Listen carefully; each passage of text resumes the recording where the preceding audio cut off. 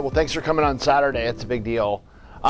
Just truth of disclosure, like I didn't graduate from UCLA med school. I went to med school in Philadelphia at Jefferson, but I did do a 2-year clinical research fellowship at UCLA. And that was really where my buprenorphine story started. As a family medicine doctor, I really wasn't very happy. I was sort of like, this is a weird field. I'm not sure this is for me. But because of my life circumstance, I switched out of OBGYN into family medicine, and I was looking for something else to add to that. And I stumbled onto addiction medicine. I had a couple really awesome addicts in my patient population, one of which my program director wanted me to fire because she's like, oh, she's a drug addict. We should fire her. And I'm like, no way. How does that help her? Major insubordination, major problems. Anyway, fast forward, I decided to get certified in addiction medicine, and then my first job in LA was doing clinical research. And my first clinical research project was using buprenorphine in a pain study before buprenorphine was FDA approved. And so as the medication got approved and as formulation after formulation after formulation have come about, I've been right there in the middle of the vortex, treating patients, doing research, answering questions, teaching people, learning from everybody the whole time. And that's why, I sort of ended up as sort of like a reservoir of information about buprenorphine. So the first thing that I want to make clear is that our primary goal for this time is to make sure that any questions that you have get answered. And I will not leave the premises until all the questions are answered. But I have a very aggressive didactic program set up for this. I want to go through a tremendous amount of information and really teach you the rationale behind medication-assisted treatment, about what addiction is, about how it works, about what treatment should be like, and then help you understand opiate receptor pharmacology and understand how the different forms of medication-assisted treatment actually work. Okay, very aggressive, and I'm not going to dumb it down for anybody. We're going all the way, and then we can always fill in the gaps where we need to. Okay, so I have some disclosures. I've been trying to consult for anybody who will listen to me, right? I mean, a lot of times companies with new products, they have no idea what they're doing. And so I'm the person who says, I'll help you answer your questions. I want good products. I want patients to have more choices. Okay, and so Rexo Pharmaceuticals makes Zubsolv, BDSI, makes Bonavail. Braeburn Pharmaceuticals has a long-acting depot buprenorphine product called Probufene that's about to get FDA approval. And I've worked for Reckitt Benckiser, now known as Indivior, in the past. So those are my disclosures. That is not what I was hoping for. That's what I was hoping for. And this is the first major concept, right? Nice people take drugs. Humans are susceptible to things that release dopamine. I remember being at some party or cocktail party or something maybe 5 years ago, and somebody said, what percentage of Americans have an addiction problem? And I was like, 90 something. And the guy's like, what are you talking about? And I'm like, well, 2/3 of Americans are overweight and almost half are obese. Nobody who's obese wants to be obese. Plus cigarettes, plus alcohol, plus stimulants, plus opiates, plus sex, plus gambling, plus spending, plus earning. Tim McGraw said it's drugs or Jesus. I'm not sure, okay? But I can tell you that humans are susceptible to things that release dopamine in the brain, and that doesn't make you a not nice person. It doesn't mean you're a bad person. It just means that your brain is susceptible. So what do I mean by that? And I'm going to just give you the quick and dirty Matt Torrington, how to look at this. I like to divide the brain into 3 basic parts. I think about the front part of my brain, the new or neocortex, which says, how am I going to get from my hotel room to Oceanside to a lacrosse tournament to drop my son off to be here for Rocky, right? How am I going to get that all done? How am I going to navigate that process to get here on time? And I did it. I'm so happy, right? That's a lot of linear thoughts that I have to put together. I'm in total control over the part that I get to think. I'm not in control of the traffic or other things, right? But it's a really different part of my brain than the brainstem and the cerebellum, right? That part of the brain I have no control over. I have no idea how to secrete the right amount of insulin to digest my breakfast. Thank goodness I don't have to run my bone marrow and figure out what kind of blood cells I need to make right now. I don't have to run my kidneys to figure out how to filter my blood, or my liver to make sure that the toxins are being removed from my system. I am not in any control over any of those things. I have no control, but I have control over whether I get up when my alarm goes off. Lots of control, no control. By the way, the part of us that's so ridiculously awesome, is all the neocortex, right? The frontal cortex. Who you are, all of your thoughts, your imagination, your personality, that's all in your neocortex. That's not in your brainstem or cerebellum. In between these two parts of the brain is a constellation of brain structures that I call the limbic brain. Everybody say limbic. Limbic. Thank you very much, right? It's the nucleus accumbens, the ventral tegmental area, the amygdala. This constellation of brain structures is ancient. And if you think about your hand, like your brain, think about the brainstem and cerebellum as like your thenar eminence. The limbic brain's like right here in the middle, and the neocortex wraps around it. There's an ancient part of the brain there to make sure every human on this planet breathes more frequently than we eat, more frequently than we sleep, more frequently than we have sex, okay? That's what we do. That's why there's so many of us, because we're awesome at breathing, eating, sleeping, and having sex, okay? That's what we do. And the limbic brain is hardwired to the way that you think and the way that you feel. Okay? I feel hungry, I haven't eaten all day, my stomach rumbles, and I think, okay, I gotta go home, get my ATM card, drive to the machine, put the numbers in, get the money, drive to the restaurant, find a parking space, wait in line, be nice enough to the server that she'll actually bring me something to eat. Then I get the food, then I feel better. And the limbic brain pays me in dopamine the currency of reward. I get a penny for a breath, I get a quarter for food, I get 50 cents for sleep, I get $1 or $2 for sex, depending on how that goes down, right? And that's the normal dopamine economy of the brain, okay? The problem is substances of abuse come into this system and they dysregulate it by paying too much. Concentrated opiates pays $800. Who wants to work for pennies and nickels and dimes and maybe a few dollars when there's stacks of hundreds on the table? Nobody. Nobody wants to work for nickels and dimes when they can get stacks of hundreds. And the limbic brain is the survival center, okay? So it's got real tools to affect you. It can affect the way you think and the way you feel. Fevers, chills, sweats, nausea, vomiting, diarrhea, runny nose, watery eyes, muscle pain, bone pain, joint pain, restlessness, agitation, insomnia, irritability, craving. That's the limbic brain pushing on the buttons in the brainstem and cerebellum to make you feel horrible until you give it what it wants.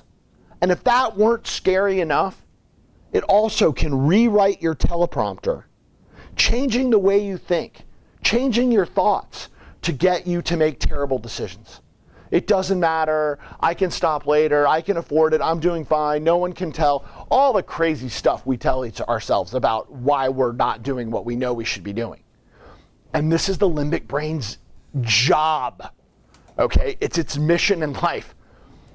Now, if you're not sure on this concept, I have a couple examples that I think will really help you. Number one, every sailor, merchant marine, Coast Guard, Navy person, and most people who've ever watched television know if you're stranded at sea, you never drink the seawater. But some people just get so thirsty. Their limbic brain affects the way they think and the way that they feel, and they're not committing suicide when they drink that seawater. They're just so damn thirsty. Okay, and if that isn't like the definition of limbic dysfunction, I don't know what is. There is no 400-pound woman that wakes up in the morning and says, yep, it's another great day to be 420, right? No, but her limbic brain affects the way she thinks and the way she feels to get her to consume more calories than she can burn. It's just straight up brain dysfunction. And the more we go down the neuroscience rabbit hole, the more we learn, the more we get evidence, direct evidence about how things that release a lot of dopamine inhibit our ability to use our neocortex to make executive decisions. Okay? So the more dopamine, the more like high dopamine releasing stimuli you get exposed to, the more impulsive you get and the less well you are able to regulate. And I'm not going to spend that much time on neuroscience at the moment, but I want to just get that concept in because that's sort of what's going on. Oh, by the way, limbic brain doesn't fight fair, right? It throws tantrums. Okay? Like anybody have kids that throw tantrums? My kids used to do that. But how do you make tantrums go away? You can't give in to them, right? There is no negotiating with terrorism. We don't negotiate with terrorists, right? We can't. It doesn't work. But the limbic brain operates in a terroristic fashion. Okay? It will try and manipulate you, and it will upregulate its level of manipulation to get you to give in. And the only way to get it to stop is to not give in. Okay? And that's a crucial concept. All right, so what do you do about it? Treatment for addiction has to be comprehensive, it has to be individualized, and it has to be multimodal. Biologic, psychological, social, spiritual, and nutritional, okay? And each one of these variables can be the thing for one person. And the problem in today's world, there's a lot of problems in today's addiction treatment situation, one of which is 70% of people who seek treatment never see a doctor, okay? So that means biologic is off the table for that 70%. That's not fair, okay? It's also not fair for all the people who get unimodal treatment, right? Think about all the different treatment venues that are either just see the doctor and get the medicine. That's not really okay. See the counselor and get therapy. That's not really okay. Social, just do 12-step or group support. That's not really enough. Spiritual, just go to church. That's not enough. Okay. Nutritional, just go to We Care Spa and do colonics and eat vegan the whole time. That's not enough either. Or environment, just change your environment. Pull a geographic. Neither one of those things alone, none of them alone is going to be enough.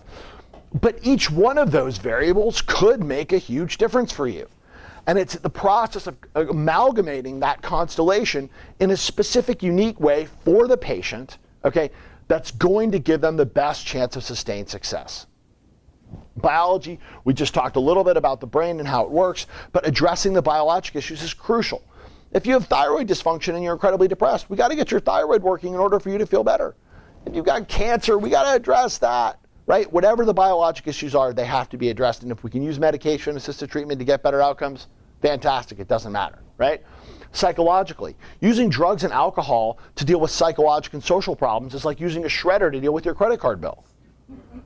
Your balance just goes up and up and up, but your bill is gone. Sometimes people have been shredding their bills for decades, and they have to learn new tools to pay those bills in real time, to learn how to process emotional negativity, not just their stored up emotional negativity for all those bills that they've been shredding, but also the new emotional negativity that's going to come down the pipe. The end of new emotional stressors in your life is death, okay? It's not a question of if bad things are going to happen to you, it's when. That's okay, that's part of life. But building your psychological skill set to help you deal with that is essential. Okay? Social, you have the best doctor and the best therapist and the best medicine, but if you live and work in a crack house, you're probably never going to get better. Okay? Sometimes you got to move. Sometimes you got to get away from that partner. Sometimes you got to get away from those people, places, and things because they can have too big a hold on you. That can be a huge element that's got to be dealt with. Spiritually, the minimum faith requirement necessary to get better is faith in yourself to achieve your goals. You can't hit the bullseye looking at the floor. You can't finish the marathon saying, I can't, I can't, I can't, I can't, I can't. You got to believe that you can do it.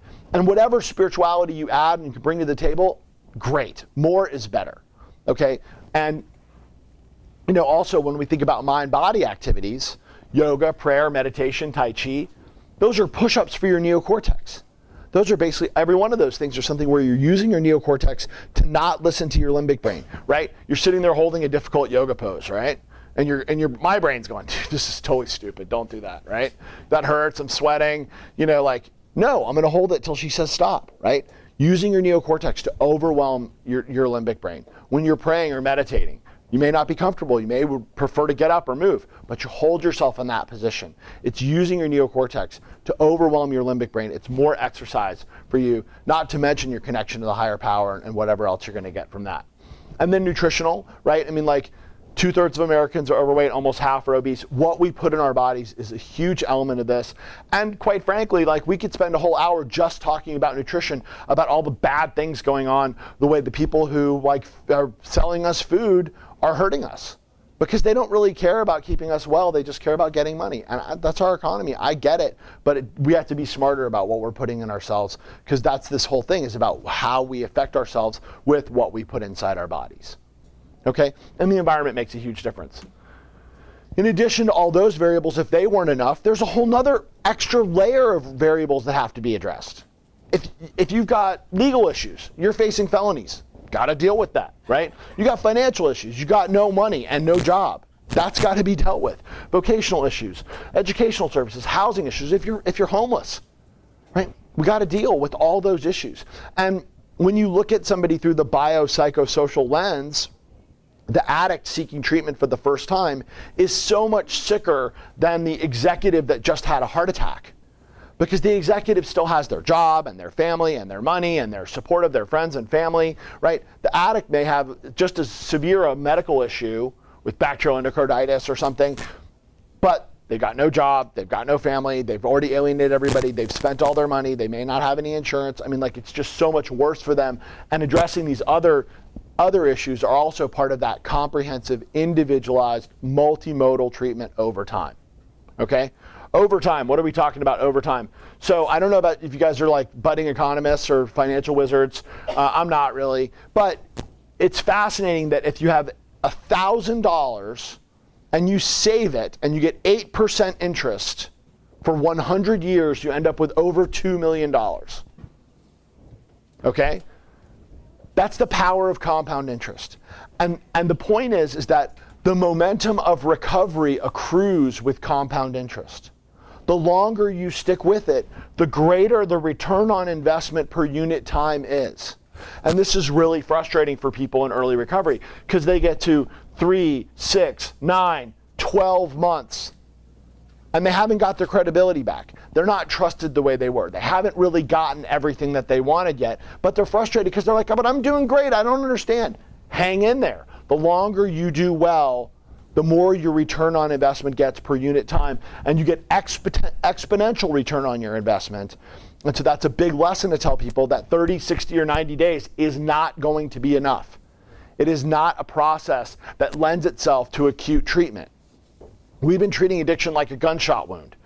Detox the patient, get the bullet out, right? It doesn't keep you from getting shot again. Okay? Getting the bullet out doesn't keep you from getting shot again. And that's really the point, is that it's treatment over time that helps people get better, and that comprehensive, individualized, multimodal treatment. Does that make sense? Okay, great. All right, so now that's like sort of our broad-based addiction is a brain disease, comprehensive, individualized, multimodal treatment. Now we're going to go into the opiate epidemic stuff, and then we're going to get into opiate pharmacology and medication-assisted treatment. So new non-medicinal use of opioid medications dramatically increased in the 90s and continue to increase in the 2000s. And you know, some people have called it a perfect storm. There were a lot of things that happened all at the same time. Number one, pain became the fifth vital sign, right? And one doctor one time got convicted of battery for the undertreatment of pain. That really makes a huge difference, because now all of a sudden the doctor being like, hey, suck it up. It's not going to kill you, it's just a little pain. Now all of a sudden that can be construed by the litigious patient as, you're hurting me. You're maiming me by not treating my pain. And that gets in everybody's head on the first day. Okay, because the doctor-patient relationship now has this new wedge in it, where it's like, I can't just tell you to be tough, because me telling you to be tough may be me hurting you, battery, right? That was a major issue. At the same time, Congress in 2000, I think they launched the Decade Against Pain, right? Purdue Pharmaceuticals comes up with a new long-acting drug instead of short-acting drug for pain management, which, by the way, makes a ton of sense, right? Instead of treating your pain like this, treat it like that. Sure, that makes sense. Except if you take that long-acting drug and you crush it, you get that much medicine this fast. Pharmaceutical-grade heroin on the market for the first time. And for the kids out there that are trying these pills, they've had pills advertised on TV to them their whole lives. Lunesta's the little butterfly. Like, they just don't think of pills as being dangerous. There are kids that would never have tried heroin, not once, never. They knew heroin sounds bad, seems like a bad idea. But a pill? How bad can that be? It comes from a doctor. It never occurred to them how dangerous this stuff was. Okay, and as the thousands of new users increased, everything got worse. Prescription opiate dependence, new non-medicinal use of prescription psychotherapeutic drugs, 11.3 million users, second only to past year use of marijuana, and ages 18 to 25 had the highest rates for pain relievers, followed by 12 to 17-year-olds. These are young people getting exposed. Of those addicted to heroin, the percent that had non-medicinal pain reliever use before addiction increased from 76% to 86%. 86% of new heroin users come through the prescription drug pipeline. Okay? So that's a big deal. Now, this is a little test to see if anybody's paying attention. What we're doing right here is we're looking at, since 1994, this is our opiate treatment emissions per state. The darker colors are are more admissions. So lighter colors mean fewer admissions, darker colors mean more admissions, and we're going to see if anybody can notice a pattern, okay? So here's 94, here's 2000, here's 2005, here's 2009. Anybody notice anything? I mean, like, you don't have to be like a rocket scientist to see like, wow. Oh, and by the way, that's incomplete data there in Georgia, okay? So it's a massive national problem. In 2013, opiate use increased globally, while the main increase in the United States with an estimated cost of over $55 billion. Okay, and that we could talk more about. We could talk for another hour about how the money gets spent. Right? Columbia had that report, Shoveling It Up too, in 2012, that showed that of the billions and billions of dollars that we spend on the problem of addiction, less than 3 cents of every dollar is spent on prevention, treatment, and research combined. Okay, but it costs us billions. Oh, by the way, most heroin comes from poppies, right? That's how you make it. In 2013, Afghanistan had the biggest crop of poppies on record. And the only people that ever did anything to really curtail the poppy production was Osama bin Laden in Taliban version 1.0. Because they'd kill you. That was it. They were just like, you grow poppies, you die, right? But like, it's just unbelievable because so basically all this supply means lower costs and easier for people to get it. So this is a huge issue, right? Opiate overdose was a leading cause of injury death in 2012. Among people 12 to 64, drug overdose caused more deaths than motor vehicle traffic fatalities. In 2013, 51.8% of drug overdose deaths were related to pharmaceuticals. Of those, 71% involved opiate analgesics. Now, usually, just to be fair, right, usually it's polydrug, it's polypharmacy, but it's still a major, major issue. So what can we do? We can provide comprehensive, individualized, multimodal treatment to everyone who needs it. What a novel concept, right? Treatment on demand, comprehensive, individualized, biologic, psychologic, social, spiritual, and nutritional treatment. But unfortunately, 70% of the people who seek treatment never even see a doctor. How close are we to that goal? Not close enough. But as a very impatient young person, I'm learning to be more patient, right? And it's changing. We are getting better. And we are getting more inclusive. We have historic, behavioral-only, massive institutions embracing evidence-based medicine and medication-assisted treatment for the first time ever, right? Betty Ford and Hazleton came together, and they're getting smarter. It's awesome. So we are going to get better. But if we treat addiction with the principles of disease management, everything will work better, right? So a normal person who gets diagnosed with diabetes in the United States is going to have a primary care doctor, an ophthalmologist, a podiatrist, a nutritionist, and then most of them, if they have pretty severe illness, they're going to have an endocrinologist, they may have a cardiologist, they may have a nephrologist, and they never get discharged from care. Even when their blood sugar is at goal and their hemoglobin A1C is normal, we don't say, okay, you're done, you're cured. We say, okay, see you in 4 months, see you in 6 months, see you at your next visit. If we treat addiction like that with medicine, therapy, group support, spirituality, mind-body activities, and we treat it over time, we're going to get better outcomes. And the evidence clearly shows that if you do that, you get better outcomes. And I think once we start to see addiction as a disease and treat it as such, we're just going to do better than just telling people, suck it up, what's your problem, it's all your fault, because that doesn't work, right? Blaming doesn't help.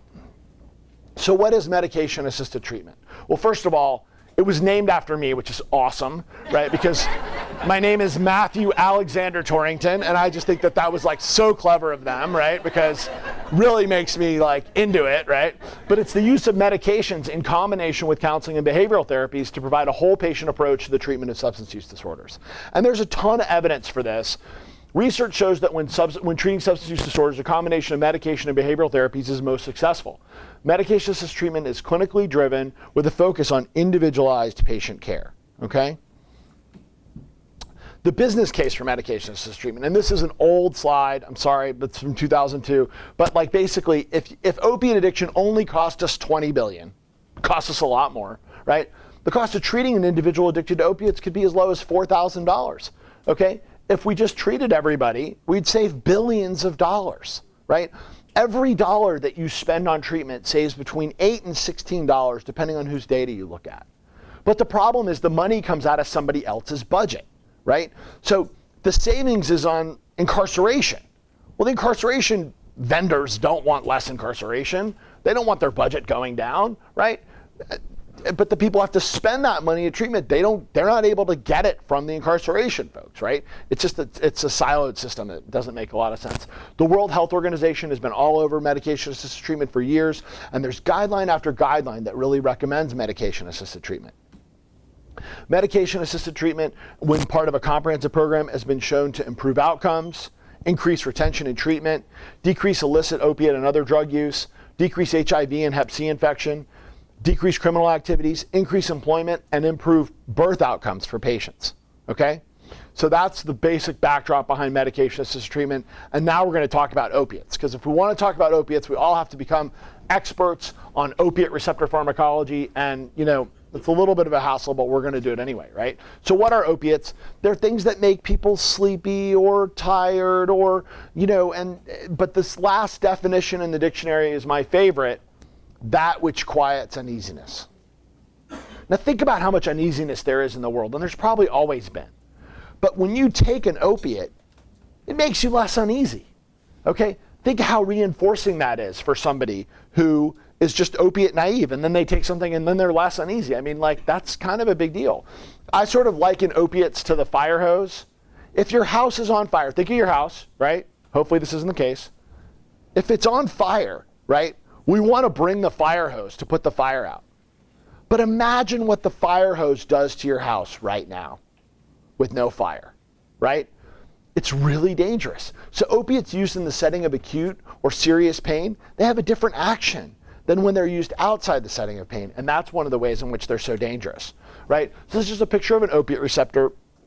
And then basically we divide these opiate receptors, or we divide the action of opiates into separate classes, right? And I like to think about these receptors in the brain like little doors, okay? So I think about the door, if it's open all the way, it's a full agonist, okay? If it's open part of the way, like opening the door with the safety chain on, it's a partial agonist. And if it doesn't open at all, like you put a dummy key in the lock, that's what antagonists do, okay?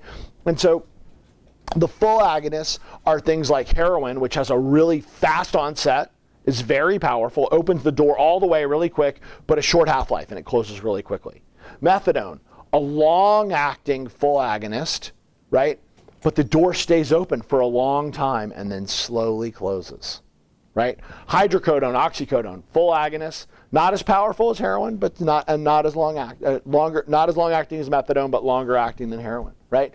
Buprenorphine, partial agonist, opens the door with the safety chain, right? Has a ceiling effect on respiratory depression, sedation, and euphoria. So no matter how, you can only open the door so far with the safety chain on. It doesn't open all the way. It only opens part of the way. There's a big difference between the door being open and closed, right? But there's a big difference between the door being open with the safety chain on and the door being open all the way. And then antagonists, putting a blocker on the receptor so the receptor can't be activated.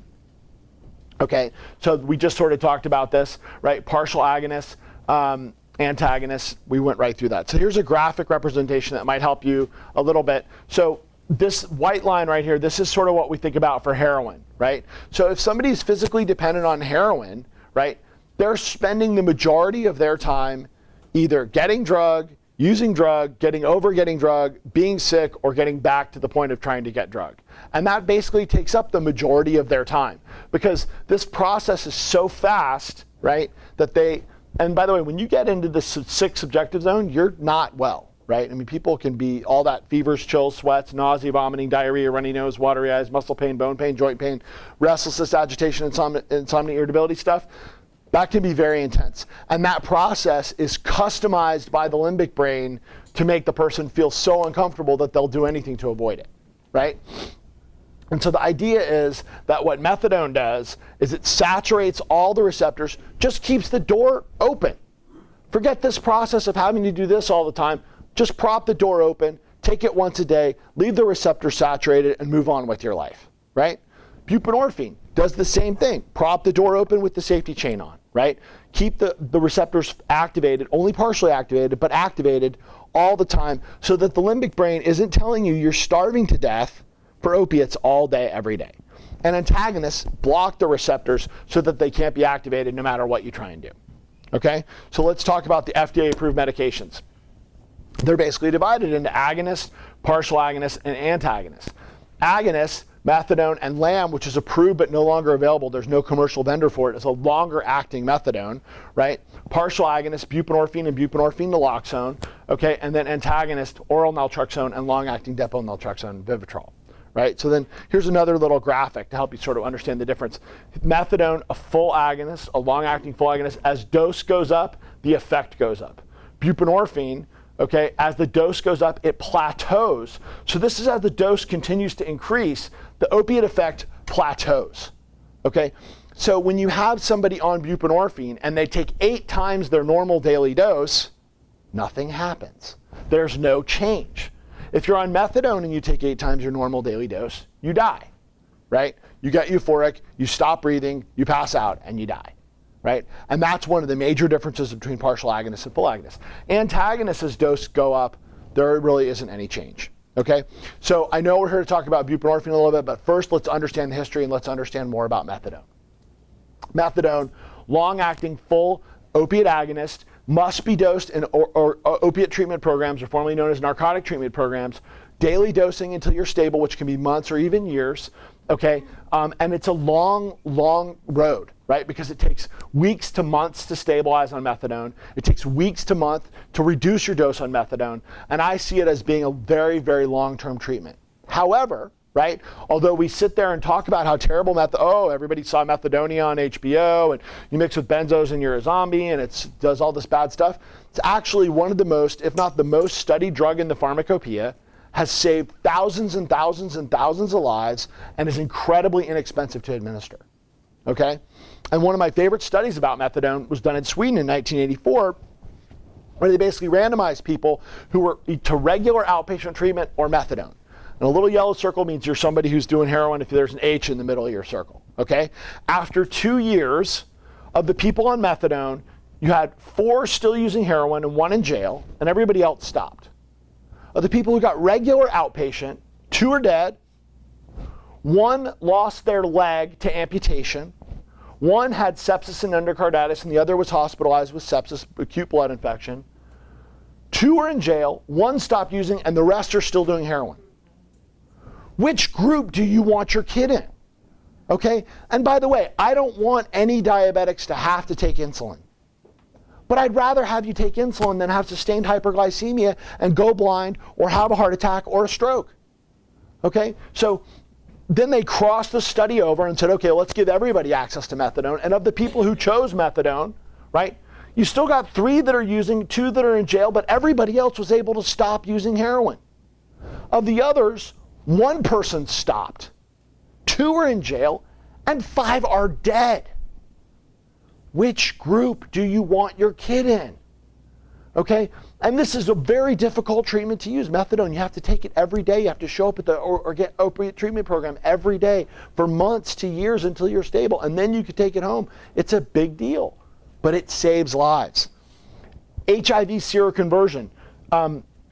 This is percent seropositive in treatment versus out of treatment. If you're in treatment on methadone, fewer people convert to HIV. Okay? And there's lots and lots more data about methadone. I'm not going to spend that much more time talking about it, right?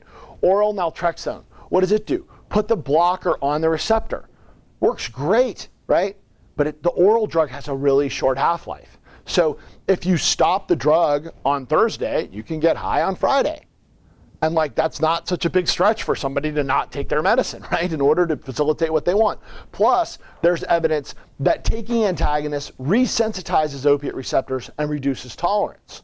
So people who've been taking antagonists, especially if they're IV users, they're more likely to overdose, which is really scary, okay? But, and the naltrexone oral has been around a long time. It's just hard to get compliance. It's hard to get people to take it effectively enough. And that's how we ended up, I'm going to skip this, that's how we ended up with long-acting depot naltrexone, which is cool because it lasts a month. And I'll never forget, one of my B-list stars that I wasn't taking care of at the time calling me, be like, dude, I'm on Vivitrol. I took 6 80 milligram oxys. I'm tripping. What should I do? I'm like, that sounds kind of scary, man. I don't think I'd be by myself. Call me back in 45 minutes. Call back in 45 minutes. I took 6 more and I'm still not high, right? That's a lot of medicine to take and have it totally blocked by long-acting depot naltrexone, but it made me a believer of what naltrexone does. So if you can get somebody to get their Vivitrol shot every 4 weeks, awesome. And we're looking at longer forms of naltrexone, and I think they could be beneficial because that's one thing that can make a huge difference. Okay, on to buprenorphine. Oh, wow, that is a beautiful picture of the buprenorphine molecule that you cannot see. In 1969, RX-6029 was born. After 10 years of attempting to synthesize an opioid compound with structures substantially more complex than morphine that could retain the desirable actions while shedding the undesirable side effects, was found. Trials in humans started in 1971. Buprenorphine is a partial agonist at the opiate receptors. It has a high safety profile and a ceiling effect, a lower level of physical dependence than other opiates. It is a substitute for highly addicted patients, has less bounce to the ounce. What does that mean? That means in studies where you hook research subjects that have been exposed to drugs up to IV drugs and say, you give them blinded drugs IV, how much do you like this? What would you pay for it? People will pay less for buprenorphine than other drugs because it just doesn't feel that good compared to other things that people could take IV. That's what less bounce the ounce means. It's just a drug that people don't like that much.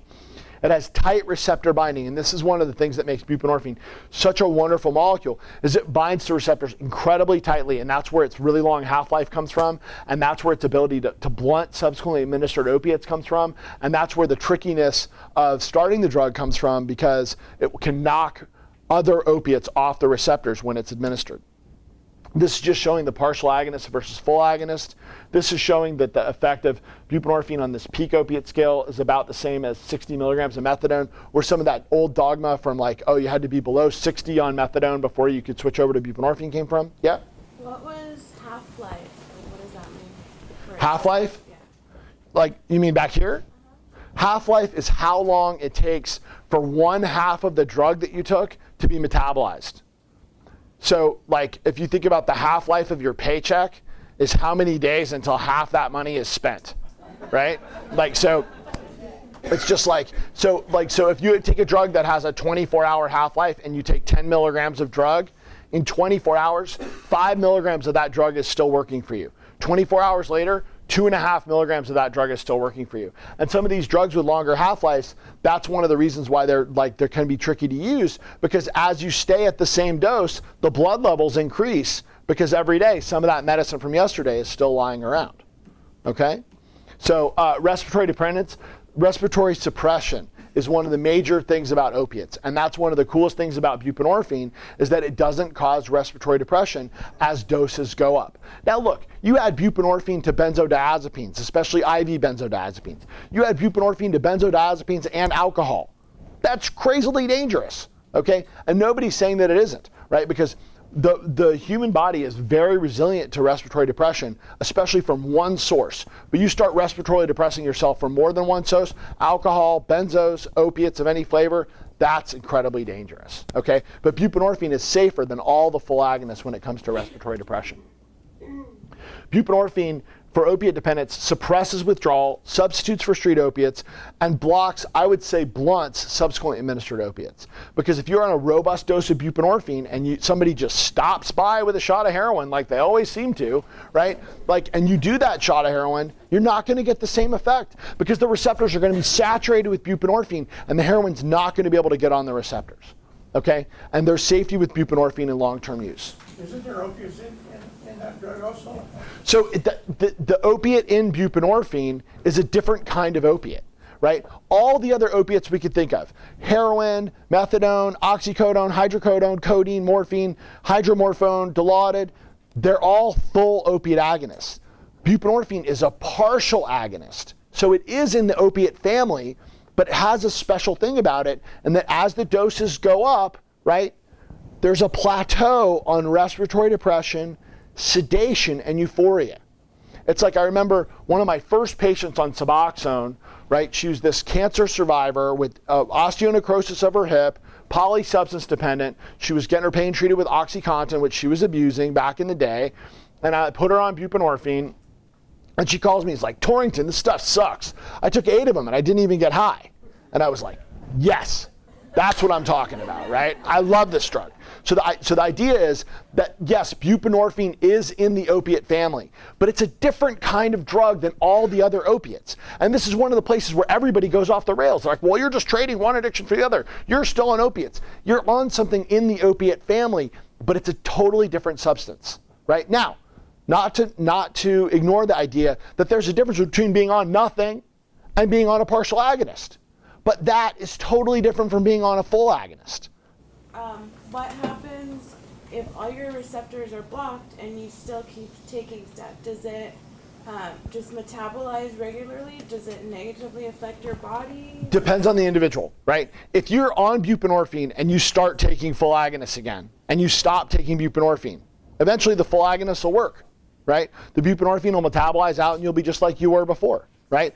If you continue to take buprenorphine and you take full agonists, they may have some effect, but it's not going to be the effect that they would have if you were not on the buprenorphine, because the buprenorphine is going to saturate a huge percentage of the receptors and make them unavailable to be activated. Yes, ma'am? How about your liver? You know, there's good data on buprenorphine on liver function. You know, when it first came out, we recommended testing liver function every 3 to 4 months, but there really hasn't been any statistically significant increase in liver function in any of the patients we studied on buprenorphine. So now we just recommend regular testing that you would for any patient for health maintenance. It's not a, you know, it is hepatically metabolized, but it doesn't seem to be dangerous to the liver. Okay, yes? Are you saying that buprenorphine is a protection against overdoses? Overdosing on heroin? To some extent, yeah. I mean, because now, you know, like, look, if you have somebody who's overdosing on heroin and you were to put buprenorphine under their tongue, you would save them.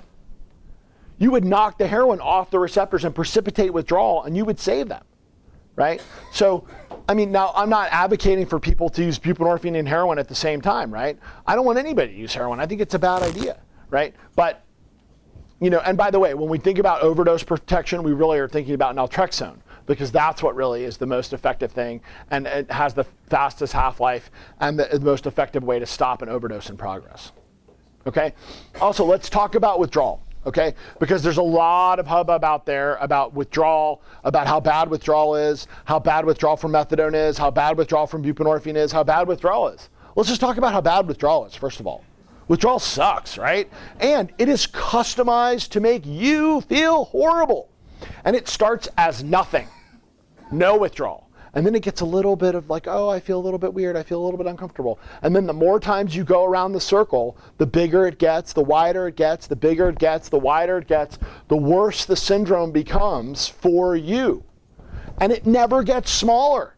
The withdrawal circles just gets bigger the more times you go around. So when you stop your opiate exposure, right, your withdrawal circle is the same size that it was. So whenever you come off of whatever you were on, whether you're on methadone or buprenorphine, your withdrawal syndrome is going to reactivate, and your limbic brain is going to come after you until you need to resaturate your receptors. And so people's withdrawal is functional to the amount of withdrawal that they had before they took whatever. So like there's this idea that like withdrawal from buprenorphine is worse than withdrawal from other opiates. No, it's actually not. But each person's withdrawal is individualized. And so if you had bad withdrawal coming into it, you're going to have bad withdrawal coming out of it.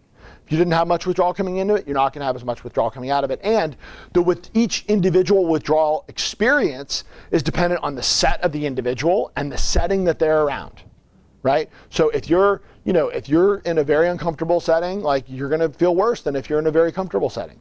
Right? If you're in jail, if you're in the lockup and you're like fearing for your life, you may have no withdrawal because you're going to have so much cortisol, you're going to be so hypervigilant that you may not have time to be sick, right? So there are a lot of variables that affect this, but the ones that are scientific are that like buprenorphine has a shorter half-life than methadone, it has a milder physical dependence than methadone, and the withdrawal is shorter than methadone and easier to deal with than methadone.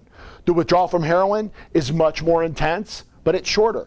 Most people aren't able to make it through heroin withdrawal, or they go through withdrawal and then they end up relapsing right away, right? So the idea is pharmacologically, medically, we could support people through withdrawal if they have enough momentum. So then this is one of those like an opportunity to talk about one of the most important questions, which is like, how long should somebody stay on buprenorphine? The right amount of time is the amount of time it takes for the patient to achieve their goals. Okay? So imagine that this is the black hole of opiate dependence sucking you in towards certain death. okay? You take the medication, the black hole turns off. Then your job is to get the hell out of there, to change your life psychologically, socially, spiritually, nutritionally, so that when you stop the medicine and the receptors start begging you for drug again, you're so far away that you're able to do okay. But a lot of people have trouble changing their life. They have trouble getting out of their environment or getting out of their relationships or building their psychological skill set. And for some people, they may be able to do it in a month or 3. Some people, it may take a year or 3. Some people may never be able to do it. And if you haven't changed your life much and you stop the medicine, you're likely to get sucked right back in. Okay? So I tell people that the time to stop is at the peak of psychological, social, spiritual, and nutritional momentum. Nothing pisses me off. Well, there are a lot of things that piss me off. But one of the things that pisses me off the most is when residential treatment programs taper somebody off of buprenorphine and give them their last dose 2 or 3 days before discharge. It's like, what are you doing? You're about to go from this much support to this much support, so you're going to take them and put them in a withdrawal. I mean, are you just guaranteeing that they're going to relapse so they come back? Crazy talk, right? Makes me insane. I mean, and I could rant about that forever, but let's move on and let's talk about different formulations of buprenorphine. So we started out with these 2 branded products called Subutex and Suboxone, and they're made by a company called Reckitt Benckiser. And by the way, when this drug came out, all the king's horses and all the king's men got involved to try and help. NIDA, NIH, CSEM, ASEM, everybody. My research mentor sat me down and said, help them. Help them as much as you can. Answer their questions. Help them out. People need this medicine. We need to help this company because this product is needed and we need to help these folks. And we did it a lot of times out of the goodness of their hearts, did not get paid a lot or frequently for a lot of the work that we did to help get this drug out there because people were dying, right? Buprenorphine alone, and this is one of the things that happened that really annoyed me, right, was that when this buprenorphine alone product, its patent protection expired in 2011, the manufacturer pulled the branded product off the market and said, it's dangerous. We shouldn't use this product. We've sold a ton of it, right? But no, it's dangerous and we shouldn't use it because it doesn't have naloxone in it. And that really bothered me because there's some circumstances where it was good to use buprenorphine alone. In pregnancy, and certain people have allergy to naloxone, and now we only have generic buprenorphine alone, which isn't as powerful and as good as the branded product. And that, to me, was just sort of unscrupulous behavior, right? And then buprenorphine, the same slide, sorry. It was originally buprenorphine alone was originally only approved for induction. The idea was first you induct with just buprenorphine alone, then you add buprenorphine naloxone. And buprenorphine naloxone or Suboxone, this is one of those things that very few people understand appropriately. Because buprenorphine has this antagonist in it, right? That's the blocker. But the blocker is not bioavailable.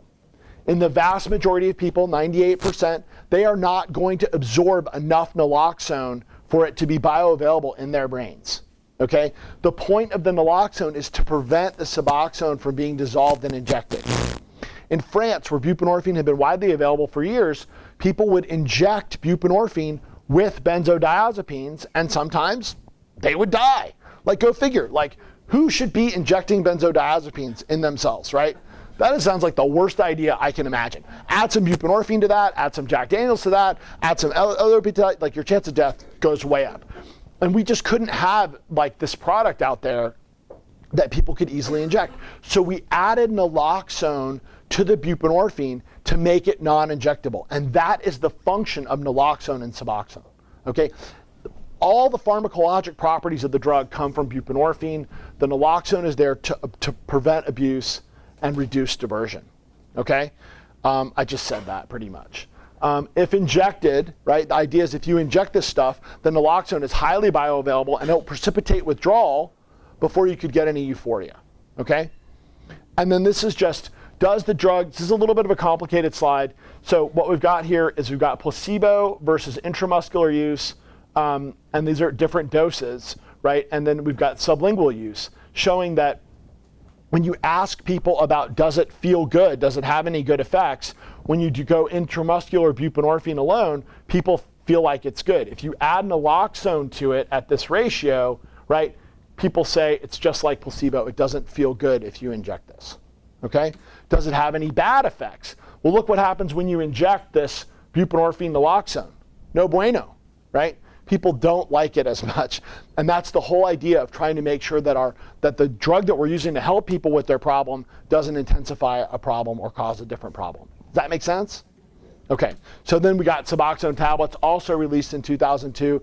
And then, these orange stop sign shaped tablets, they changed the world, right? This was the first outpatient treatment for opiate dependence that wasn't methadone in 80 years.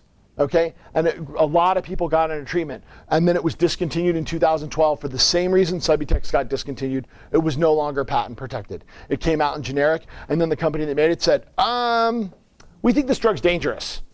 We made $1 billion on it so far, but we think it's dangerous because it's not in its own individually wrapped container, because a lot of kids are getting exposed to this. And kids are getting exposed to buprenorphine. I'm not saying that they aren't. But compared to the kids that get exposed to Clorox and other drugs laying around the house, it's not really that many, but it helped them with this process. And they did pull Suboxone off the market in the tablet form. Now, at the same time, it came out in a generic form, and the generic Suboxone tablet works fine. Okay? One of the other problems and other things that kind of fires me up and makes me aggro is that the people who made this drug, the original company, they got it as an orphan drug, because we paid for all the R&D to get buprenorphine approved. They picked it up as an orphan drug, it got approved, and then they raised the price 8 times in a row to where we got to this point where 8 milligrams of buprenorphine costs about $8. But it started at about $5 or $4.50, and it went up and up and up and up. And so the generics still come in at a pretty high price, and then all the branded products have these copay cards and discount cards to try and come down to the level of generic buprenorphine. And so basically, at this point, all the products cost about the same, okay?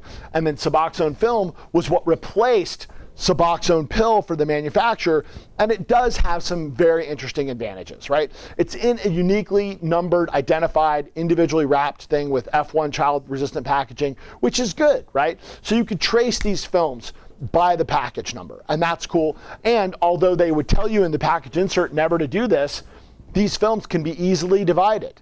Okay, and that easy divisibility makes them a very pharmacologically attractive way to get the cheapest dose, because if you buy 8 milligrams of film for about the same as any other dose, and then you can rip that up into 4 doses, you just got 4 2-milligram doses for a quarter of the price of any other way. And that's one of the ways that the drug gets used a lot, although it's not indicated as such in its approval materials. And that's Suboxone film. Right? Zubsolv is another product, and now there's all these Me Too products. So basically all the Me Too products, Suboxone film, Zubsolv, Bunavail, they all got FDA approved as being bioequivalent to Suboxone pill. So you basically go to the FDA and say, hey, I want to make another drug just like this drug, and they say, show me that it's got the same pharmacologic properties and it's consistent, and then they approve you. It's a much easier path. Zubsolv has a couple things about it that are kind of interesting. Totally different taste. Right? It has a minty taste. And some patients, like in one study, 70% of the people like the taste and mouthfeel of Zubsolv better than Suboxone pill or film. Okay, so for something you're gonna have to put in your mouth and taste every day, if it tastes better, hey man, I'm cool with that, right? Getting better shouldn't have to taste bad. Okay, the people who make this, Orexo, they focus on sublingual administration of drugs. That's their main thing. So they saw this market, and it was a natural fit for them. And it's, and there's actually, I should update the slide because now they have several other doses. 1.4 milligrams of Zubsolv is equivalent to about 2 milligrams of Suboxone, and now they have a dose that's equivalent to 4 to 8 to 12 and to 16. So that if you're once a day dosing, you can once a day dose with Zubsolv, which is pretty cool. And part of the way that they get those lower doses, 5.7 milligrams of Zubsolv equivalent to 8 milligrams of Suboxone, has to do with micronization of the molecule and acidification of the saliva. And those two factors are how you get more bioavailability, same blood levels with a lower dose of drug. And that's cool, right? And this is just the one major slide showing that the same bioavailability of Suboxone sublingual tablet, 8 milligram, versus Zubsolv 5.7. And let me tell you, the people making that drug were so bummed probably that 5.7 milligrams turned out to be their dose, because that's sort of an unwieldy number, right? But that's what gets that graph, and that's why it's that dose, okay? Bunavail, who's ever heard of Bunavail? Another brand new drug, right? Fascinating technology. Buccally erosive mucoadhesive, BEMA. Remember that. because it's a new formulation that's gonna really, I think, is gonna take over a big piece of this market, because it's a sticker that sticks on the inside of your cheek. So you don't have to dissolve it under your tongue. It doesn't require any brain power to remember to hold that thing underneath your tongue, right? You just stick it on there like a sticker, hold it there for 3 seconds, and it just stays there. You could talk or smoke, although we don't recommend smoking, okay, right? Or eat or drink, and it just sits there, and the medication goes directly into the bloodstream, which provides a couple of cool things, right? Well, so there's a picture of the Bima, right? There's like a video I'm not going to show you, but at 4.2 milligrams, you get even higher blood levels than with Suboxone. 4.2 milligrams now, right? So much lower dose. And one of the things that happens when you dissolve buprenorphine under your tongue is you swallow a bunch of it gets converted into norbuprenorphine in the gut. Norbuprenorphine is an active opiate that doesn't cross the blood-brain barrier. So it's an opiate in your blood, but it doesn't get into your brain. Guess what causes constipation? Norbuprenorphine, right? So Bonneville has way less constipation, okay, because less of that drug goes into the system, lower levels of norbuprenorphine. In one of their studies, they had 70% less constipation in people transferred from Suboxone to Bonneville. Yeah? So what is the biggest difference between the Suboxone and the Subsolve and the Bonneville? They're just different flavors of the same stuff. Chocolate chip, strawberry, chocolate, vanilla, they all do the same thing. Buprenorphine gets in the brain, saturates receptors, blocks craving and withdrawal. They're just different choices for patients that may provide people different formulations that may help them in different ways. So Subsolve is just, you take a smaller amount for the same dose, and do you still take it under your tongue? Yeah, Subsolve is like a little minty thing that dissolves pretty fast. It dissolves underneath your tongue instead of it being a film or a generic pill, right? So we got generic pills, branded film, branded minty tablet, and then branded sticker that sticks on the inside of your cheek. Yes, sir. What about people that do a drug test? How does this show up? Buprenorphine, right? And so and back in the day, right, the 9 to 5, nobody ever checked for buprenorphine. They also didn't check for OxyContin, right? So or oxycodone. So, but now we have more extensive screens, and all these drugs show up as buprenorphine. And by the way, I think if you're a doctor prescribing buprenorphine, you should be testing for buprenorphine. I want to see it in your urine, because that's a big problem for me. If you come in for your refill and you're testing negative for buprenorphine, that's a conversation starter right there. That's like, hey, we got to talk, because that doesn't make any sense. All right, let's talk about a couple other things. We got diversion, right? So, we got treatment visits for opiate dependence by product, okay? And this is basically just sort of showing that like people are showing up in the emergency room for buprenorphine sometimes, especially if you're opiate naive and you take this drug, it can mess you up, right? I remember talking to a researcher who was counting buprenorphine tablets on his desk one day, right? And he's like, I wonder what this stuff does. And he licks his finger, he wipes the dust on his desk, he puts it underneath his tongue, and he told me that he was under his desk vomiting for 4 hours. He had to call his wife to get her to come pick him up, that felt he couldn't drive home, and that he wasn't right for a whole day, right? So remember, like if you're opiate naive and you take buprenorphine, that can really be a serious thing for you. Now, if you're opiate dependent and you take buprenorphine, you feel normal. You feel totally normal. It's not like that. All right, let's talk about something else. Remember that study about methadone? Here's a similar study. 40 patients randomized buprenorphine maintenance versus detox, okay? All of these patients got cognitive behavioral therapy, relapse prevention every week, individual therapy 3 times a week. Think of that. 3 times a week individual therapy and regular urine testing. 20 people in the maintenance group 1 year, nobody died. 20 people in the detox group, 4 dead at the end of a year. 4 dead. Detox is good for a lot of things. Keeping people off of drugs isn't one of them. Okay? And so the idea is giving people medication-assisted treatment while they develop that psychosocial, spiritual, nutritional momentum, which may take longer than a month or 3, okay, to prevent death. Information about diversion. Buprenorphine diversion is real. It has been dramatized to some extent to push towards these individual packaged formulations and to get rid of these recently generified products. And compared to methadone or oxycodone or benzodiazepines, is still low, but it's a problem. One of the problems with diversion is that there's not enough treatment slots. Each doctor, after they go through 8 hours of specific training, is only allowed to have 30 patients on buprenorphine. You know how much specific training you need to prescribe methadone? 0. You know how much specific training you need to prescribe Xanax or OxyContin? 0. You know how many patients you could treat on those drugs? As many as you can. Okay? After 1 year, they can increase your limit to 100. Okay? And that is going to be changed. But for me, as an expert using this drug, since before it became FDA approved, I have to get another doctor to come to my free clinic with me and help me write prescriptions, because sometimes I'm bumping up on my 100 patient limit. Also, there's no chance for me to take insurance, right? I cannot have a third-party pay reimbursable system with a 100 patient limit and use buprenorphine. It is not possible, right? So I'm stuck in free and private. Right? What? Okay. Part of the problem with diversion is that people know what they want and they'll get it. And if they could bypass the expensive doctor system that's really inconvenient, they will. One study showed that when people use buprenorphine on the street, they use it for its intended purpose. They use it to block withdrawal and prevent craving. There's better stuff to get high on. And it's pretty expensive. So it's not like it's a drug that people are like using as a drug of abuse. People who are diverting it are using it for its intended purpose, and that's from lack of access. Okay? Yes, ma'am. Can you talk about why you can't bill insurance? I can't, because I could only have 100 patients.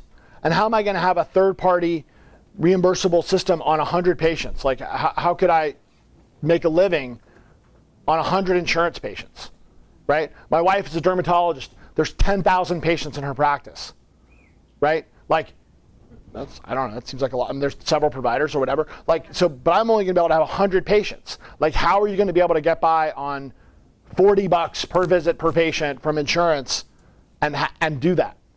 It's not possible, right? And there are people who figured it out. There's a brilliant innovator in Massachusetts named Amanda Wilson who figured out this thing with Clean Slate, where she basically looked at the law and she figured out a way to sort of like figure it out, right? Get community providers to come in, get a group, expand your numbers, and provide more access to treatment. In states like Vermont, there are waiting lists hundreds deep of people waiting to get a treatment slot on buprenorphine. Kentucky, hundreds deep. Tennessee, hundreds deep, where there aren't enough providers to provide treatment. There are people who are knowledgeable. They're just limited that they're only allowed to take care of 100 people at a time. Okay? I have one question about death. Yeah. When you say death, you mean overdose? How do they die, these people? And that, you know, I don't have the specifics on those deaths, but usually death is from overdose. Sometimes it's from trauma. Sometimes it's from endocarditis. And sometimes nobody knows. They just find them dead, right? And then they're like, okay, presumed overdose. Hard to say, but usually overdose. Yes, sir. Where does marijuana fit in your life there? You know, I mean, I'm looking at the Agnes and the partial. So marijuana is not an opiate, right? It's a totally different substance. And it's not just one substance. Cannabis is a whole host of substances. And we're getting like pretty far afield from where I was trying to go with this whole scene that we're talking about. But there's a lot going on with cannabis, and we don't know nearly enough. Remember, cannabis has been labeled as Schedule I by the federal government, which means you're not even really allowed to study it very well. Okay? And cannabis is like a whole range of psychoactive compounds. Now, personally, like in my scientific head, like we know what THC does, right? THC is the psychoactive part that gets people high or whatever. CBD, now, on the other hand, we don't know that much about. And CBD has all these really interesting pharmacologic properties, and we need to learn more about it. But I can tell you this, we don't need more people, we don't need more high people, right? But we don't need more people in jail. And I'll tell you, I'd rather have patients on a drug with no known lethal dose, right? Everything else has an LD50, a dose at which 50% of the people that get exposed to that dose are gonna die. Cannabis has no LD50. Right? So compared to aspirin, Tylenol, and all the substances of abuse, there's some really attractive stuff about cannabis. Now that said, it's just totally underdeveloped scientifically. And when you want to prescribe cannabis to somebody, I can't give them a dose. I can't give them what I want. The cannabis recommendation says, to whom it may concern this patient's under my care. In my medicinal opinion, they have the potential to benefit from the medicinal use of cannabis. That's not a prescription. Right? Prescription says this is the dose, this is the frequency, this is the duration, right? And we have to, in order for cannabis to really get a spot on the main stage, it's got to be more medicalized, at least for me. And we need safer delivery mechanisms, right? So you don't have to smoke something. That's not medicine. Okay, let's talk. Yes, ma'am. On the naltrexone, how long does that stay in your urine? Naltrexone in the urine is going to depend on whether it's taken orally or whether it's in a shot. Orally. Okay. You know, I'm not much of a guesser. I think it's going to depend on the dose and the metabolism of the person, but I would guess like 24 to 48 hours, but it's not something I've looked up because we don't usually look in the urine for naltrexone that much, right? Because naltrexone's so hard to get people to comply with when they're taking it orally, that's like, we don't even, like, it wouldn't really be cost effective to check with the urine, although it would work. Are there any side effects when you're weaning off of naltrexone? No, not that we know of. Although there's some people maybe notice this or that, it's generally thought of as none. Let's talk for a minute about buprenorphine as a pain drug, okay? Because buprenorphine is a very powerful pain drug, 20 to 50 times more potent than morphine. It's been used around the world for pain, and the U.S. has just been really slow on the uptake on this, right? It has a rapid onset of action, a long half-life, it can last up to 8 hours, and no apparent ceiling effect on analgesia. Remember we talked about that ceiling effect on respiratory depression, sedation, and euphoria? Not so much with analgesia. So this could be a really, really helpful tool, especially because it does have that ceiling effect on respiratory depression, sedation, and euphoria. When you take 4 times your dose, you don't get high, but you take 4 times your dose, you get more pain relief. Okay, and that's one of the reasons this is such an interesting drug for pain. It's been used around the world for surgical pain, labor pain, back pain, phantom pain, post-herpetic neuralgia, and cancer pain. It can be used by the epidural route, the transdermal route. It has much lower incidence of respiratory depression than other drugs. And main problem is that nausea and dizziness and vomiting really can be major side effects if the dose is too high, especially in the opiate naive. So it's been used in chronic chronic pain, both sublingually, epidurally, subcutaneously, and subarachnoidally. And we have several formulations. Buprenex is injected buprenorphine, which has been around for decades, right? And anesthesiologists like to use this sometimes when they're worried about respiratory depression, okay? And it's been around, and old school junkies will tell you that back in the day, they used to get Buprenex for detox because it worked great, but it was hard to get and not that many people knew about it. Sometimes they'd get it in Mexico. Temgesic is a European version of the same thing and also comes in as sublingual, right? Norspan is a transdermal patch that was available in the UK for a long time, and now we have Butrans, transdermal buprenorphine, okay? A patch of buprenorphine that lasts a week, 5 micrograms an hour to 20 micrograms an hour, that now for people who are taking opiates, they're getting this and that, and they're getting this like, forget about it. Put a patch of buprenorphine on. Saturate the receptors, block craving, prevent withdrawal, and get analgesia a week at a time with a really stable blood level, right? Very interesting pain management tool. Now, you are not allowed to use pain management tools for the treatment of opiate dependence. It is illegal, okay? So you got to remember that. These are not tools for addiction. These are tools for pain. But buprenorphine is a really good pain drug. Yes, ma'am? If you have somebody that's not physically dependent on the opiates, and they start on Butrans for chronic pain, what does that look like? Well, I mean, I think it would just kind of depend on where you're going with that, right? Like, so to me, suppose I've got this chronic pain condition and I can't manage it with NSAIDs and physical therapy and acupuncture and massage and being at my ideal body weight, and I'm going to have to take medication. And I have to take something in the opiate family. I'd rather take a partial agonist than a full agonist, right? I'd rather take something that lasts a week than something I have to take 2 or 3 times a day. I'd rather take something that if I take too much of it, I'm not going to get high, respiratory depressed, or sedated, right? So it has some real potential advantages. All opiates are more dangerous than non-opiates, right? That's something that matters. I would imagine the induction would have to be slower, right? But 5 micrograms an hour is the introductional. Think about that. Micrograms, not milligrams, micrograms, right? It's a very, very low dose of buprenorphine, which, by the way, wouldn't be enough to keep a heroin addict out of withdrawal. Right. Okay? Yes, ma'am. How does that work with surgeries that, when you're in pain relief and possibly need another surgery, you're using it for the pain relief? How does that work if it's covering all the pain receptors? Aha, great question. Doesn't cover all the receptors. It only covers a bunch of them. So if you're on buprenorphine, like if you're on Butrans patch, and this is one of my like where people are like, oh wow, great trick, right? You got somebody who's on Dilaudid, 8 milligrams 4 times a day for 2 years, right? And they're like, you know what? I'm worried about this, right? This isn't, okay. So hey, keep taking your Dilaudid, no problem. Slap a 20 microgram Butrans patch on them in the morning, no problem, because it starts so slow. It just creeps its way in and backfills some of the receptors. Remember, it's not like 8 milligrams of Suboxone with this giant dropping a bowling ball in your hot tub. This is just sliding down the handicap ramp, just easily, backfilling some of the receptors so that all of a sudden, 24 hours, 48 hours later, there's a baseline of buprenorphine and the hydromorphone is working on top and it still works. Then you can say, hey, try something else for that, right? Try the sublingual buprenorphine for breakthrough pain. See what that does. No induction necessary, right? Because you can add the sublingual buprenorphine right on top of the transdermal buprenorphine without them having to get off of the hydromorphone, right? And some people, depending on their constellation of opioid receptors, they may get better analgesia from buprenorphine than they get from hydromorphone. Each person has a different constellation of receptors. Some people get better pain relief from hydrocodone, some from oxycodone, from morphine, some from hydromorphone, some from buprenorphine. It depends on which, keys turn your locks. Okay, and so, yes, ma'am.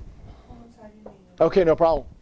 So anyway, that's part of the whole idea of there's some really interesting novel things with buprenorphine, and there's some new stuff coming down the pipeline, which is really interesting, right?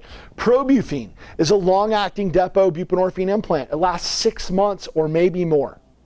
Okay, so now the patient doesn't have to make a choice. Do I take the Suboxone Monday, Tuesday, Wednesday, Thursday, Friday, Saturday, Sunday? It's in and it's done. And you don't have to decide anymore, and you can get out of that taking behavior, and you can just stop. And that drug is on the very verge of getting FDA approved, and it's been a giant hassle, incredibly difficult to deal with. Yes, ma'am.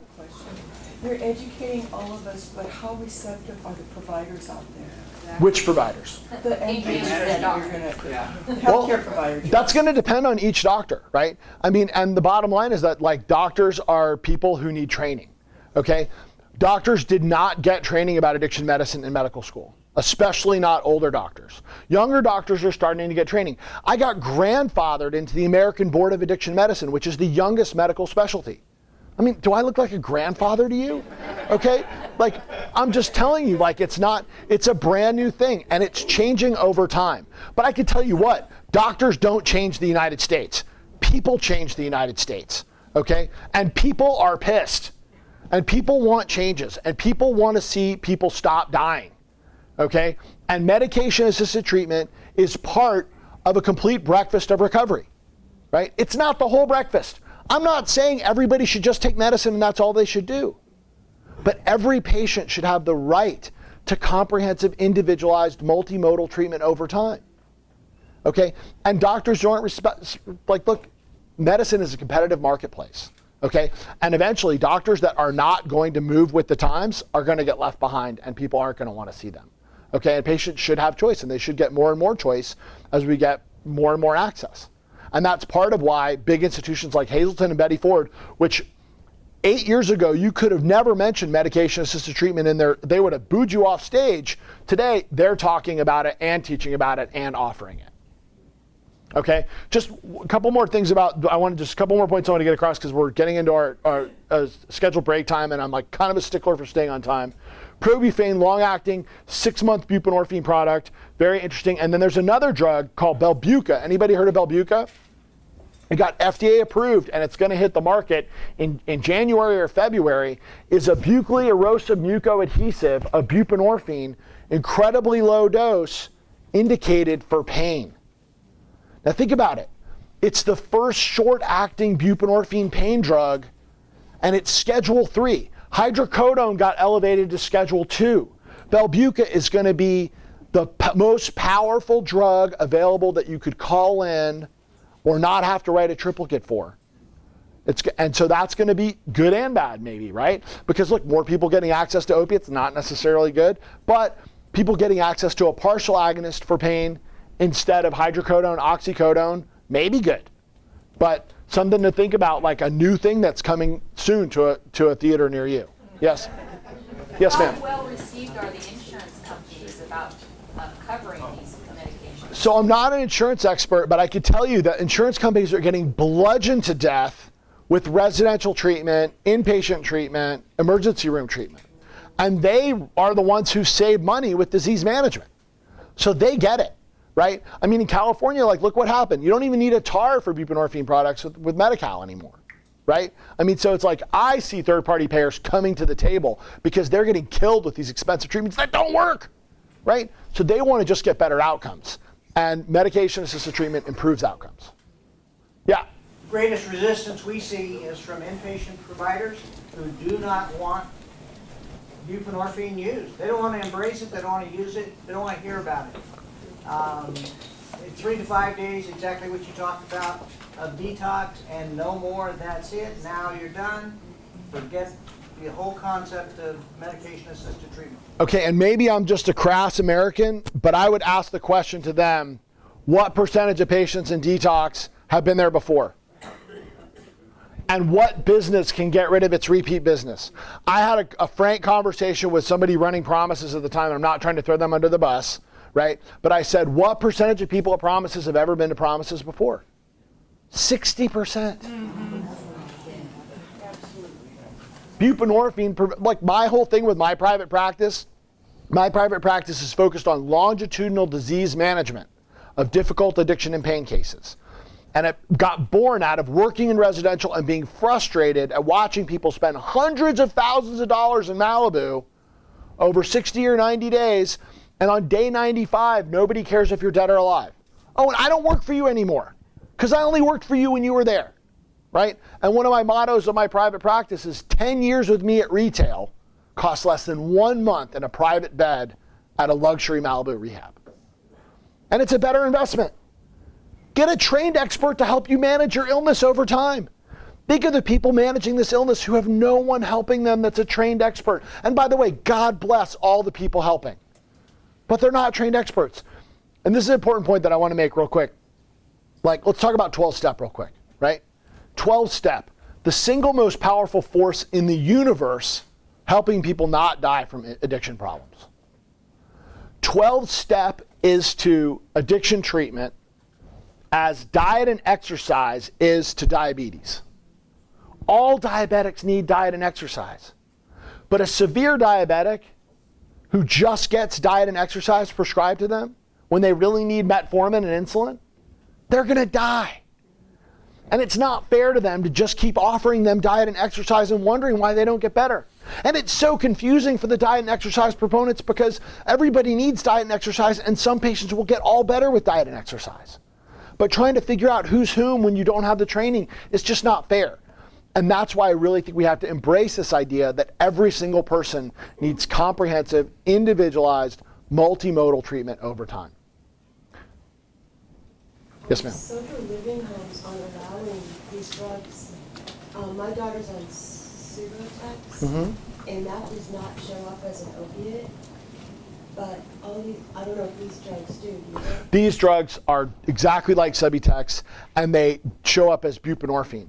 And sober livings in general sometimes have a logistic problem where they don't want to have to keep any kind of medication around that could theoretically be abused by somebody opiate naive. Remember, if you're opiate naive and you take this medicine, it can be abusable, right?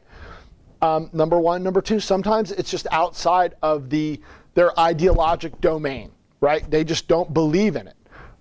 I don't think we should believe in medicine or not medicine, and they're not trained medical providers. Sober living is a weird niche, right?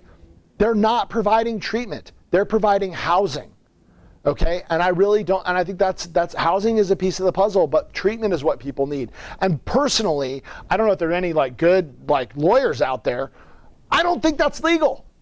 I don't think it's legal to discriminate on somebody on the basis of their disability or the medication that's being prescribed to them by a doctor. I think that's illegal. But I'm not a lawyer, right? And also you know, you don't want to see me in one of those conversations with the no medication sober living owner, because that doesn't go well for either one of us. My blood pressure goes up, I turn red, you know, but, you know, like, and they're entrepreneurs and they're allowed to do whatever they want, I guess. But to me, it's not fair to the patients, because to me, these aren't clients, these are patients, and these are patients with a severe, life-threatening brain disease that responds to comprehensive, individualized, multimodal treatment over time. All right, I think that's a good place to take a break. I will answer questions after the break, and we'll go from there.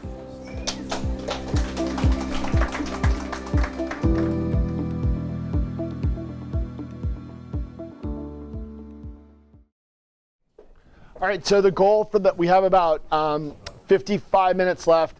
The goal for this is just to continue to answer questions. Right? I didn't really have any additional didactic information. And the whole idea is that, I mean, there's lots of more didactic information, but the idea for this time is really just to continue to answer questions and talk about what you're interested in and get your questions answered. I know we did a lot of that sort of in between there, answering individual questions. And if there are things that you don't want to talk about in a group setting, we can certainly do that after. But let's just get that going. Yes, sir.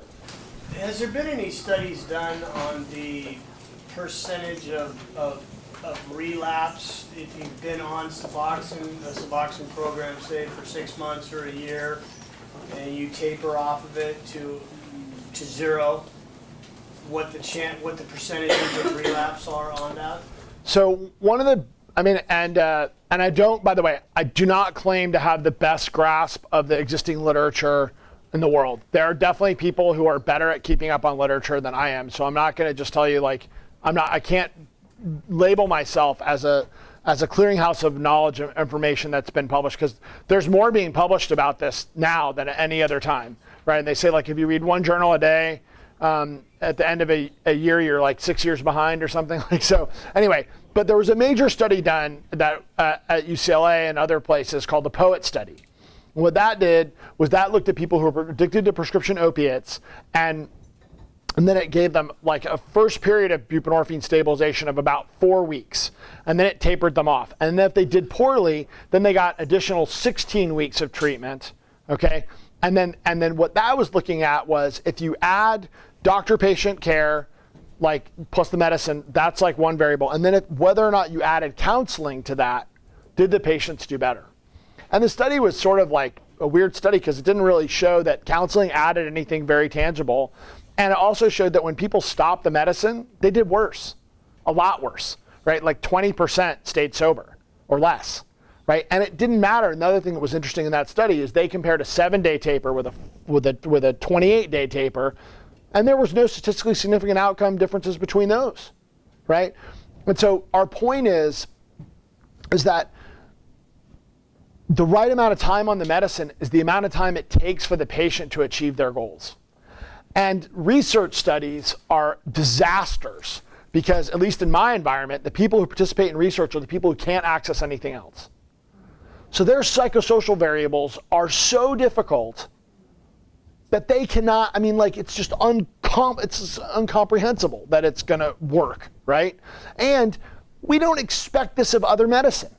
I mean, I don't understand. Nobody expects their antihypertensive to keep their blood pressure low 2 weeks after they stop taking it, right? Nobody expects to be full 2 weeks after they ate their last meal, right? So I just think that's sort of an unrealistic expectation to think that the medication is going to keep working after it stopped. And remember, what's defensive is multimodal treatment as far as changing your life. And depending on your environment, do people have some really difficult circumstances, right? If you have constant pain, right? Chronic pain serves no purpose to the body, right? And remember, like, what used to happen? You died, right? People didn't live this long. And we're living so much longer. We have all this pain, we have all this discomfort. And if there's a way to get out of it, well, we want to try and do that. So you start adding up all these variables and kind of depending on what it's like for each person, I think it's just way difficult to generalize. And I always feel like every time I generalize, I'm wrong. So I just try and leave it up to that individual. The right amount of time on the medicine is the amount of time it takes for the patient to achieve their goals. And the better and then, there are other people who are achieving their goals and they don't want to risk it. And that's okay too, right? I can think of one patient, a guy who's got like 10 years on buprenorphine. His mom is a prescription drug addict with a chronic pain problem, and every time he sees her, she's got a purse full of pills, and that's a major issue for him. But he doesn't spend all his time with her, but he's been so successful. He's had great jobs for brand name companies. He's gotten married. He's had a baby. He's moved all around the country with these incredible jobs. Like, he's just like, no, man, I'm good. I want to keep it the same because everything's going great in my life. I don't want to risk it. And that's okay too, right? I'm not here to say you should be on for this long and you should be on for that long. And no, it should be like whatever it takes for that person. Yes, sir? It's kind of related to what you were just saying, I think, but buprenorphine, would that be a sustainable alternative to prescription pain meds for somebody who's, I'd say, has I don't say like a cross addiction, but somebody who might have gotten addicted as a result of being prescribed? Yes. I would say unequivocally yes, because depending on the individual's constellation of opiate receptors, some people are going to get better analgesia with buprenorphine than with a full agonist. A. B, it's got a better side effect and safety profile. C, we've got some really cool new formulations, a patch that lasts a week, and then starting next year, we're going to have a transdermal abucal erosive mucoadhesive that you could use for breakthrough in lower doses. I mean, to me, that just makes a lot of sense. And by the way, like, just pharmacologically, why would you want to give a full agonist if you could get away with a partial agonist? Now, if I could get away with a couple Tylenol and some ice, I'd rather do that. But if that's not going to be enough, and then remember, when you think about pain management, the primary endpoint is subjective. Do I feel better? The next endpoint is objective. Is the function better? On the medication, can you do what you couldn't do off the medicine? Can you work? Can you play? Can you interact? Are you out of bed? Are you off the couch? Are you back doing the things that you want to do in your life? Is your function better? And if you can get better function with fewer side effects, yay. Yes, ma'am. We've noticed that some of the patients that come in for initial treatment for addiction, for opiate addiction, and they go on buprenorphine, we notice that oftentimes they're able to cut back or get off psychotropic medications. Is there any studies that support that? Thank you so much. Because I did not mention in all of this one of the other little pharmacologic jewels about buprenorphine. Remember we talked about those mu opiate receptors and the little doors? Well, we didn't talk at all about the delta opiate receptors and the kappa opiate receptors. The kappa receptor, formerly known as the orphan receptor, right, is this funky little opiate receptor that we didn't know that much about. Buprenorphine turns out to be a potent antagonist of kappa. Kappa antagonism has a profound antidepressant effect. At a very, very, very low dose of buprenorphine, you get a lot of kappa antagonism. And that kappa antagonism is why buprenorphine has been a third-line antidepressant in Germany for over 20 years. Okay, and that may be why some of our patients, when they get down to half a milligram, a quarter milligram. I remember one guy, like 1 8 milligram pill lasted the dude like 2 months, right? Why is he still taking it? Because there isn't enough opiate there to saturate his mu receptors. No, what he's doing is he's antagonizing his kappa receptors and getting that antidepressant effect. And so sometimes, and then like, so the back end of that is like, for me, like, why does this happen, right? You talk to some people who get exposed to opiates and they're like, the first time I got exposed, I was home. I finally felt normal. I finally felt better. I finally felt like the way I felt like everybody else must feel. What's that? Maybe that's kappa sensitive depression. Okay, and so maybe buprenorphine for that subset of people, they're the ones who do the best, and they're maybe some of the ones that need to stay on it because while they get that kappa receptor antagonism, they get that antidepressant effect. I'm not out there advocating that we should put people on buprenorphine for depression, right? I don't think that's necessarily a good idea, but I'm not a psychiatrist. I'm a family medicine doctor with a specialty in addiction medicine. But I will say that there are certainly situations where the initial diagnosis is opiate dependence and the sustaining diagnosis is depression. Because the reason that I don't want to stop the medicine is because I'm using it as an antidepressant, okay? It wasn't why I started it, but it's why I'm going to continue it. And usually one of the hallmarks of that, in my experience, are the really low doses. because the really, really low doses don't do it for opiate dependence. Does that make sense? Yes. Okay, sorry. Yes, ma'am. So I'm of the thought that, as a addict, I have to be an advocate for myself. And I'm on the alcohol end of it, but I have, after I've gone through their program, learning so much about the other end.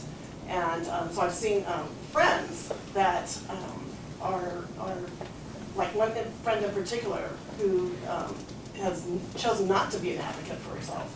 And what I know about her is that she has multiple pharmacies that she goes to. She has multiple doctors. And something that just recently happened, because I've kind of, gotten to know her and like I've been, as I'm learning, I'll go onto the internet, even when I'm prescribed something, I'll go onto the internet and look up a drug. And I want to know everything about it before I even start to take it. And Wellbutrin being one of those. And so I wanted to know everything about it before I started taking it. And so I just found out with her, I believe she's on Suboxone, but she's also on a lot of other things, including high blood pressure medicine and something that she just did recently. So she's got a whole catalog of drugs she's taking. Something she just did recently is that she, is it Seroquel? That she said she was bothering her this particular several days in a row. She took Seroquel for a day or so and was wondering why she didn't feel better physically, mentally, and so she became out of it, ended up going into a sleep coma, and so I just, out of the blue, I was at home and I looked it up, Seroquel, and it says, this is her not being an advocate for herself, not knowing, Seroquel, do not take if you're taking high blood pressure medicine. So I have to be the one to tell her. Her doctor doesn't know that she's taking all these other things, one of her doctors. So he didn't know to tell her. So that's a great point. And polypharmacy, right, is a really serious thing. Most Americans take medication, and a lot of people could take more than one. And sometimes these drugs can have major interactions. And so the pharmacy, one of the things that we advocate for is one pharmacy, right? Another thing that we advocate for is for people to communicate with their doctors. But guess what? Some doctors are total jerks, right? And people don't want to admit that they have an addiction problem to their total jerk doctor and have them look down on them and treat them different for the rest of their existence. So that's a problem, right? And we're working on that, right? I mean, my other question is, I've chosen to have one pharmacy, and I've done that for almost my entire life. But somebody has mentioned that a lot of the pharmacies now are tying into the same database, that they're gonna. So eventually, my pharmacy will tell me. There's something called the Cures system, right? And I think that I've been involved in it since it started, but they're basically extending the period. But basically, all doctors that prescribe controlled substances are going to have to be registered with the Cures system, and then we're encouraging doctors to look up what scheduled medicines your patient is being prescribed before you prescribe. And we do this all the time. People come in and they say, oh, I'm taking 4 Vicodin a day. And you're like, it looks like you got 280 pills prescribed last month. Like, that's a little more than 4 a day. And you're getting them from 3 different doctors. Now, I'm not doing that to go after them and crush them. I use it as a conversation starter of like, hey, what's really going on? And let's shut down these loopholes, right? Let's send some letters out to these doctors and tell them you got a new central prescriber and that we're going to be this is the only place we're going to give you any scheduled drugs from, right? And that's good that doctors can get that information. But again, this is all part of the whole, issue. But that may not, drugs like Seroquel, drugs like antihypertensives, they're not going to be on that list, right? And that's where computerized drug interaction, databases are really helpful because people can't even really know all the interactions because there's so many different drugs, there's so many different combinations of drugs. That's one of those things where really computers are good. And I think that doing computerized drug interaction scans, which they're supposed to do at the pharmacy, can be really helpful. Also, the idea that every time you feel crappy, some medication is going to make you feel better, that may not be the answer either. And I'm not saying that we shouldn't take medication when we need it, but I'm also saying this is there's this idea that I think we tend to use medication as a tool sometimes where watchful waiting might be just as good. Yes, sir. On that note, piggybacking off of that, not that this is a sharing thing, but I had a cousin that shot himself in the head, didn't have the coping skills to deal with it, to feel better, and I started using Vicodin. that was prescribed to me from accidents, being run over by a truck. And then they kept making me feel better, take more, and boom, right? You hit a train wreck. And what I found was the best medication to get out of that depression was the 12 steps. So how valid do you see the 12 steps as kind of a cure? I wouldn't say, I don't use the C word, right? Not in my family. We try not to use the C word, like it's sort of a bad word. Yeah, well, dude, yeah. Meaningful interactions between humans releases dopamine. And like I said before, right? Like, I think 12-step and group support is the single most powerful force in the universe helping people not die from impulse control disorders, right? Group support is amazing. And when you study group support, which is fascinating, right? It's like, AA or NA, it's like the grocery store. Everybody gets something different, but everybody leaves with something, right? So it's like, everybody doesn't get the same stuff. Some people get a leader. Some people get someone to lead. Some people make new friends and get new social connections. Some people find a place for service. Some people find spirituality. Some people get psychological help. Everybody gets different stuff, and everybody gives different stuff. And, like, getting is good, but giving is better, okay? And the back end of 12-step, of helping somebody else, that's where the real money is, right? And we didn't really talk about this. It's a little bit down the spiritual rabbit hole, but like the difference between hedonic happiness, feeling better from something pleasurable like a milkshake or a nap, okay, is really different than eudaimonic happiness, which is like the pleasure that you get from teaching someone or from helping someone or from nurturing something, right? And that eudaimonic happiness is really what pays your bills over time. Being of service has definitely been the best. Yeah, of course. Yeah, all right, well, thank you. Sure, yes ma'am. I take Suboxone for chronic pain, so I plan to stay on it long term. I was wondering where we are with having to go to the doctor once a month to have the prescriptions refilled. I was just wondering if there's any chance of like getting prescriptions for like 3 months at a time, like I do blood pressure medication, because I'm gonna be on it long term, or if it's gonna be like the when it used to be Oxycontin and stuff like that, having to go in once per month. I think that's going to always be an individual decision made between the doctor and their patient.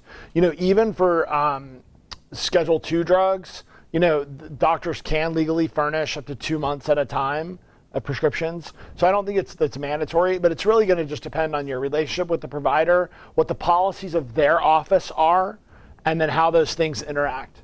But I think that that may be a situation where I think the longer you're engaged in treatment, the more likely it is that you're going to remain stable. So, The law's not written only once a month. The law's written you can do up to 2 months. I'm pretty sure that's what the law says. But you know what? That may not be their policy, right? So it's like whatever their policy is, and policies are there to provide, better outcomes. So, and sometimes they're good and sometimes they're not. Yeah, it's very expensive. All right, I've been all in the summer trying. Yes, ma'am. The question I have, and I'm not sure if it's a valid question or not, but let's say you've got somebody that went through treatment, went through addiction, and they did the Suboxone and they got off of it, and then years later they had an accident or they get diagnosed with a chronic illness, pain. And so they're real afraid of taking that opiate again and going through all that. You were talking about Voltaren? Butrans? And you were also talking about a patch. Would that be something that they're going to look Maybe. at doing more than putting them back on an opiate and then having to deal with You it? never know, right? Again, that's going to have to be an individual decision for an individual and their provider. But so the advantages of buprenorphine in that case would have a ceiling effect on euphoria, right? And less potential for abuse. But still, it's a long-acting agonist or partial agonist, so there could be withdrawal from that. So they may want to really try not to take anything in the opiate family, or they may need only a really acute supervised exposure to full agonist. That may work too.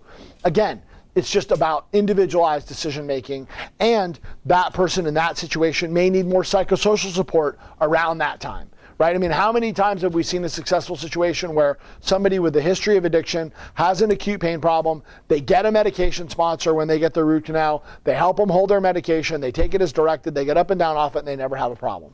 I'm thinking of the person long-term. So if they have chronic pain, and that's a different story, right?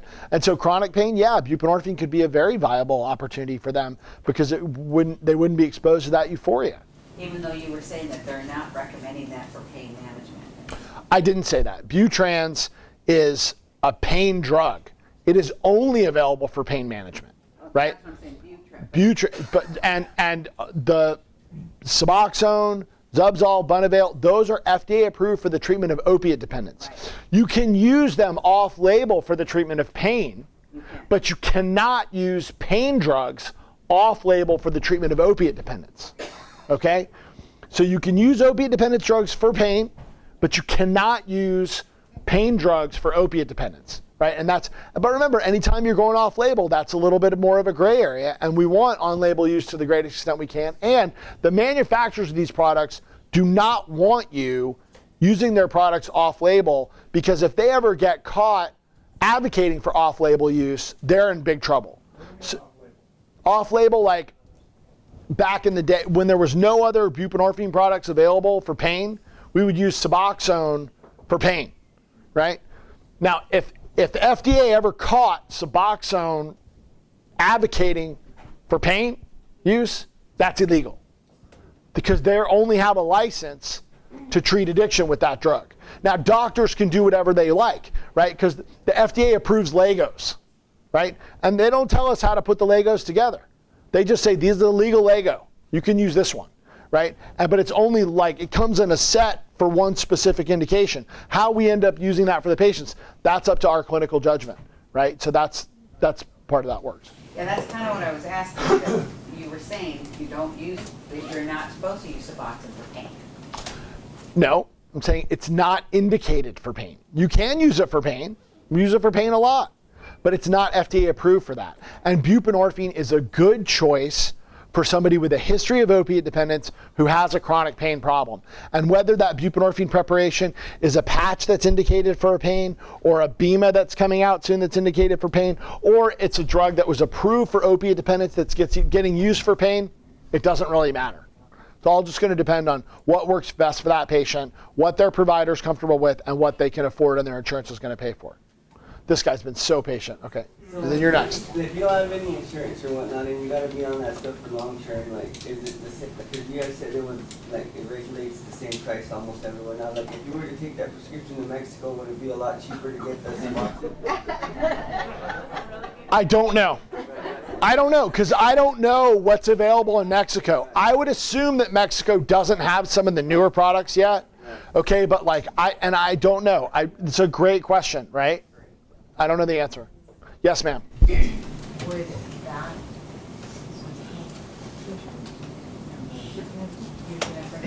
would that be an alternative for someone who doesn't want to take opiates because maybe they think they're sick? Yeah.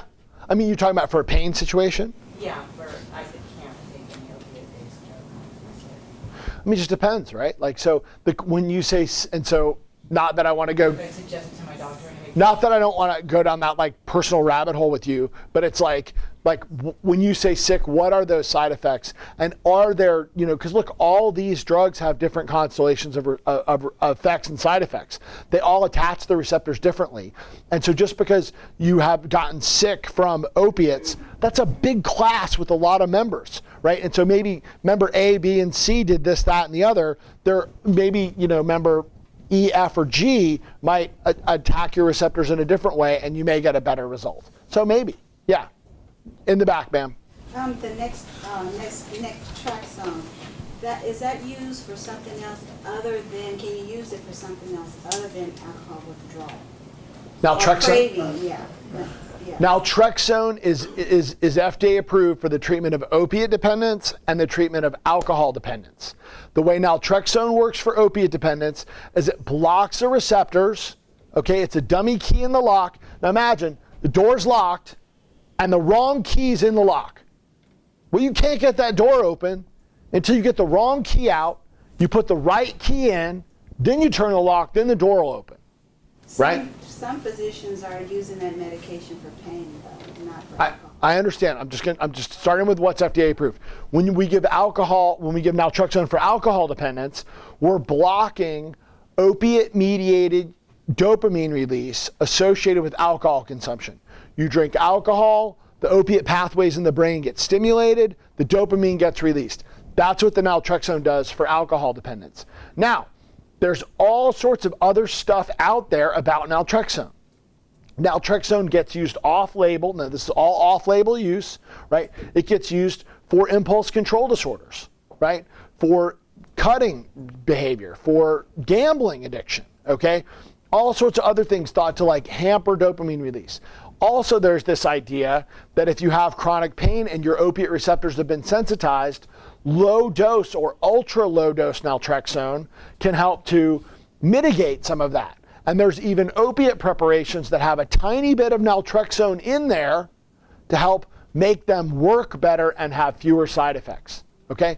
And the mechanisms of that are not that well worked out, right? So it's like, when you talk to the naltrexone experts, and I don't describe myself, I'm really more of a buprenorphine expert. I know a lot about naltrexone, but I don't really feel like I'm a naltrexone expert. You ask them how that works, and they go, well, we're not exactly sure. We're also not exactly sure about the, architectural remodeling associated with, when you take naltrexone, how does that lower your tolerance? We don't really know, but we know anecdotally that it does. Does that answer your question a little bit?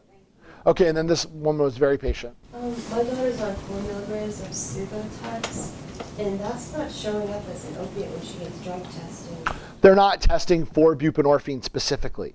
So opiate, like when you do urine testing, right, it just depends on what you're testing for. So the most common opiate test is for morphine, right? So heroin will break down into morphine. Hydrocodone will break down into morphine. Codeine will break down into morphine. And so that gets a lot of tests come out positive for morphine. That's like a classic opiate test. OxyContin will show negative on that test. Oxycodone will show negative on that test. Fentanyl will show negative on that test, okay? Because there's all these different flavors of opiates and you have to look for the different specific products. So buprenorphine for people in pre-employment physicals, nobody's tested for buprenorphine on that, right? So if they're on buprenorphine, they'll test negative, which I think is okay, right? But it's just a question of like, you have to look for the specific opiate that you are testing for in order to get an appropriate test. The question I asked earlier about what it showed up on a drug test, does the morphine show up at all? When they're looking for morphine, does the morphine show up? No, if you're testing for morphine, buprenorphine will not show up. Buprenorphine shows up as buprenorphine. You have to test for it specifically. There's no morphine, isn't there morphine in it? No, no, it's a different thing. Buprenorphine is a different molecule. It's not made of morphine. It's in the same family of opiates, but it's a different molecule, the different shape. Yes, ma'am. What are your thoughts about the change in scheduling of tramadol recently? Tramadol went from 4 to 3 or something, or because I wasn't aware of a change. I know that hydrocodone went from 3 to 2. Tramadol went from 4 to 3. So tramadol is like it's like Ultram, right? It's a funny little drug. And when tramadol went through the FDA, right, it was approved as an other class NSAID. They did not know that it was a partial opiate agonist. Tramadol is like a weak partial agonist. If buprenorphine is here, tramadol is like here, okay? And that over time, after the drug got approved, especially in post-marketing surveillance, and pharmacology came out, more pharmacologists came out, and they're like, dude, this is a partial agonist. This is not Tylenol, right? And then I think that's why it went from 4 to 3, because it needs to be considered like other opiates because it can cause physical dependence. You can get physical withdrawal from it. It's way less powerful than hydrocodone or oxycodone, and it's way less powerful than buprenorphine, but it is still on that plane. Yes, sir. What kind of long-term studies have there been on like long-term use of Suboxone as far as like side effects and things like that? It's a great question. Long-term studies in the U.S. haven't been done, okay? Because there would have been no way to do those. right? I mean, and what we have is surveillance. We have market surveillance, and we had a lot of people on the medication over a short period of time, and that's good for market surveillance, right? Because there are like situations where, like, if you have a drug that where, you know, in the first 10 years, only a small number of people get exposed, it's really hard to see a blip when something weird happens. And in other cases, like in my short medical career, like there was an antibiotic called Trovan, you may remember. And it was like this antibiotic that was indicated for everything, right? So like choosing an antibiotic for a doctor is like, it's hard. You got to figure out like what the right, Trovan was the answer to everything because it was like the no-think antibiotic. Well, anyway, in 1 year, they had more prescriptions for Trovan than any other antibiotic had ever had in like 5 years.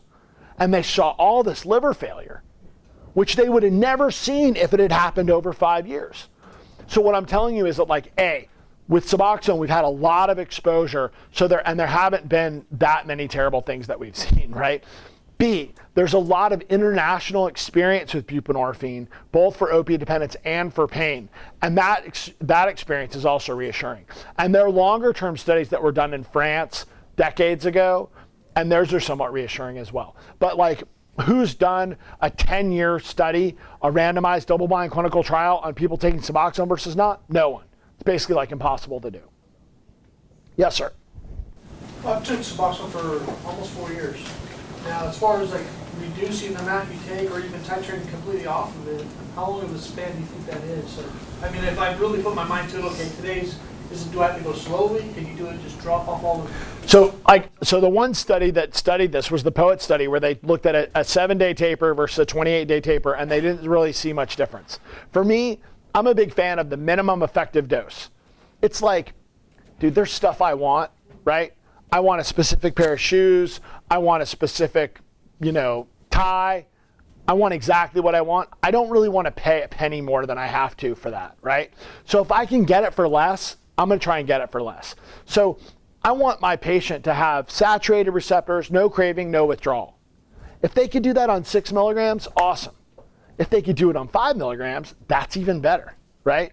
So the idea is by slowly decreasing over time, striving to get to that minimum effective dose without feeling terrible or bad on a daily basis, that's what I'm always telling everyone to do all the time.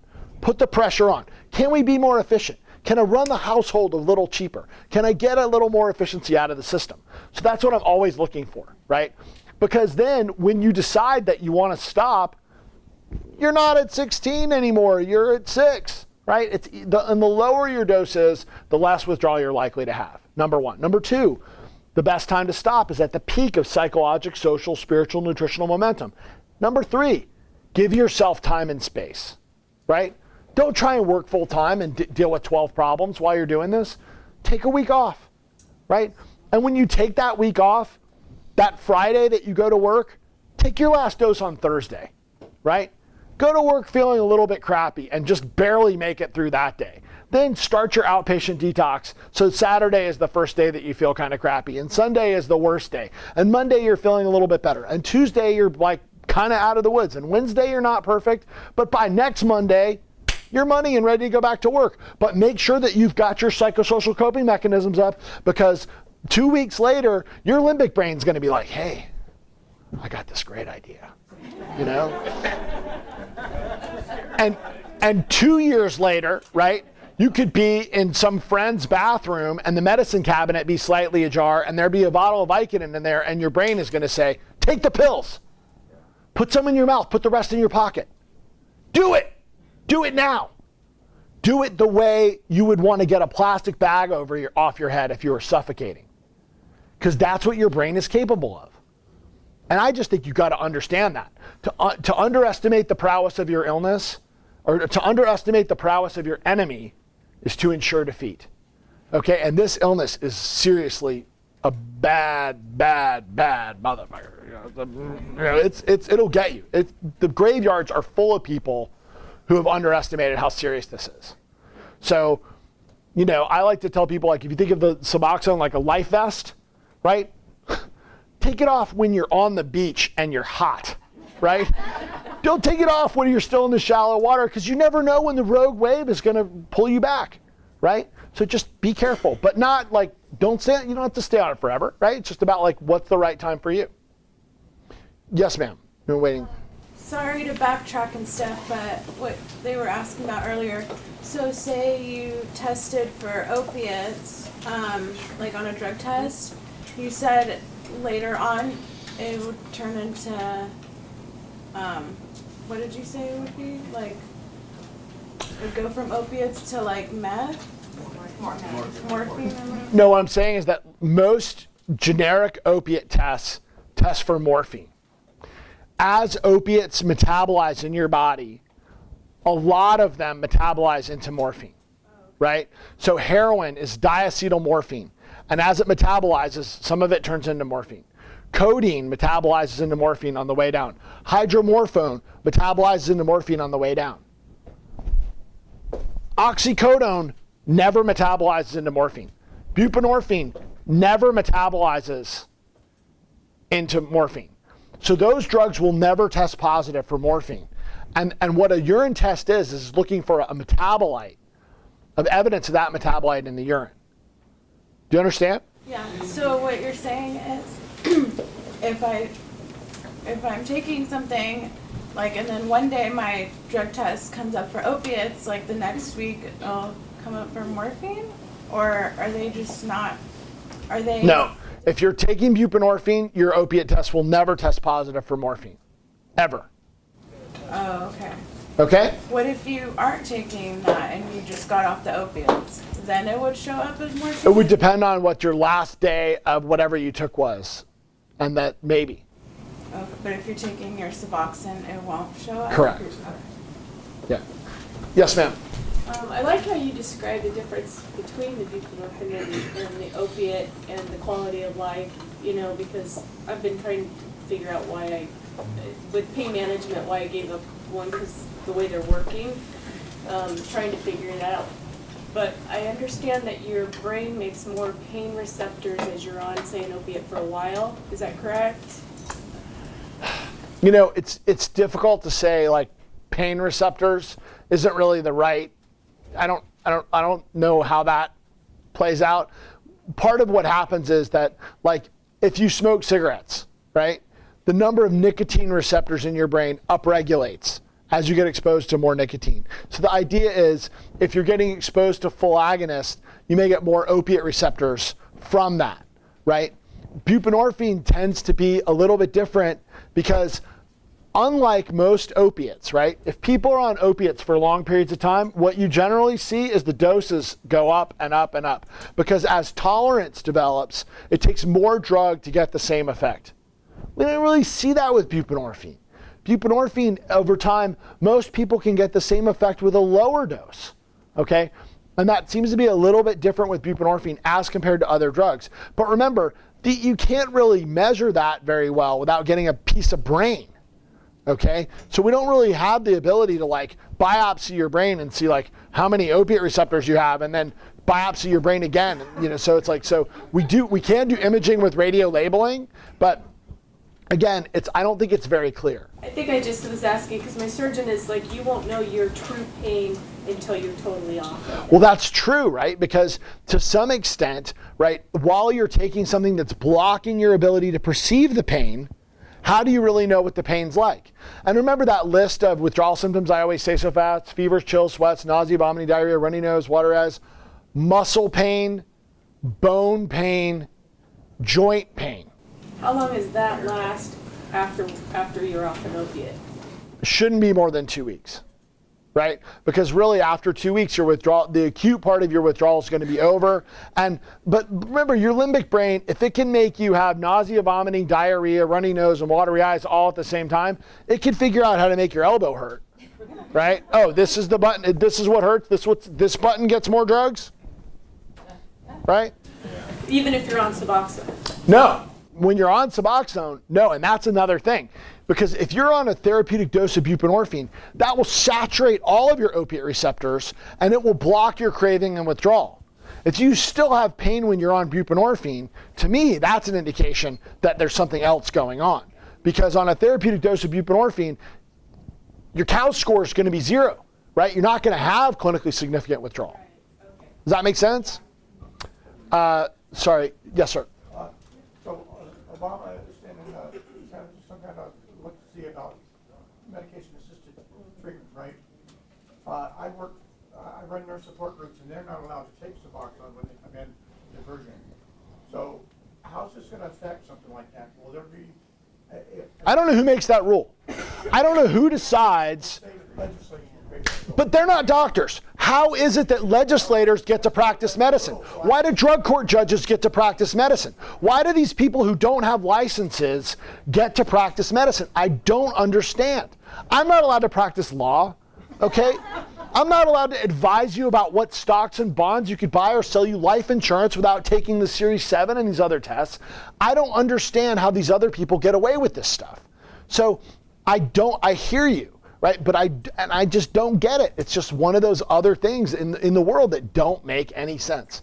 Well, that's what I was going to ask, how is this going to be affected? No idea. I mean, I'm a doctor, not a fortune teller. I have no idea how it's going to be affected, but my prediction is that over time, right, medication-assisted treatment is going to be more accepted. It's going to be easier for people to get access to medication, and hopefully we're going to get more access to comprehensive, individualized, multimodal treatment over time to more people, and that's going to give us better outcomes, which is going to help save us money, which is going to help us figure out how to make our society better, because we're getting killed by this. Yeah. I'm going to be going into like a minor surgery, and speaking to the anesthesiologist, I've been kind of like having some panic attacks. Minor. Like, what do I tell them? Just tell them the truth. Just tell them what's going on, and then so this is a constant question that comes up. You don't let you talk to them until you're laying there in bed, strapped down to go get surgery. Call them, or talk to who's the surgeon.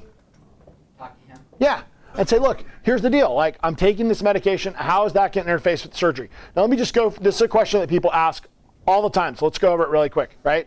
What do you do if you're on buprenorphine and you need to have a surgical procedure? There are 3 basic options, and it depends on how intense the procedure is. And we learned this from our patients because we told them, huh? It's a colonoscopy on Christmas Eve. A colonoscopy? Okay. All right, so that's okay. But the idea is like, the idea is that like, so if it's a small procedure, right? And you say, what's the normal amount of opiate that somebody's gonna have to take for this procedure? Is it a day? Is it 3 days? Is it 5 days? Is it 10 days? Is it 15 days? Is it a knee replacement where you're gonna have pain for a month? Is it a root canal where you're gonna have pain for a day, right? That makes a difference. But the strategy is basically A, stay on buprenorphine and take more buprenorphine on top of your regular dose. That'll work for a lot of people, especially with NSAIDs or other drugs. B, stay on buprenorphine if you're on a lower dose, like less than 12 or 16 milligrams. Take full agonists on top. Take a few Vicodin or Percocet or whatever it is on top of the buprenorphine. Remember, you can add full agonist on top. It's not going to get you high, but it will still provide you pain relief. Or if you're going to have to be on something really serious, stop the buprenorphine, go on full agonist. Know that a percentage of the full agonist is going to be required just to keep you out of withdrawal, and then use the full agonist as needed for the severe pain relief. Then after that is over and you're out of the acute pain period, go back on buprenorphine. And those are the 3 basic strategies. Yes, ma'am. Why do you think that so many different facilities promote abstinence only? I don't know, right? But I think it has to do with the fact that what are the qualifications required to be in treatment? Most people who have been in treatment or are treatment providers are people in recovery themselves. Watch one, do one, teach one, right? They watched it, they did it, now they're teaching it, right? I've been in school for a long time, right? I have done relentless things to try and stay up and to be certified and to learn as much as I can on a regular basis. The amount of education that I've been lucky enough to get is like this, compared to that person probably has a much lower amount of education. Maybe they got a KDAC or LCSW. But again, that level of education, especially on the biologic side, is so minimal compared to what a doctor may get. And it's not that they're wrong, it's just that they don't know. Remember, if you're helping people, type 2 diabetes is the perfect example. You guys know, like, 5% of diabetes is type 1 where you're born with it. 95% of diabetes is for people who basically just can't keep up with the amount of sugar that they get exposed to. If you took those 95% of type 2 diabetics and you put them in a cage and you moved the floor and made them walk a certain number of hours per day and you only put certain food in the cage, you could cure them all, or most of them, right? But we don't do that. We do that for addicts. We put them in treatment, right? We prevent them from getting access to what they want, right? And we make them do certain things, and they do okay while they're in the cage.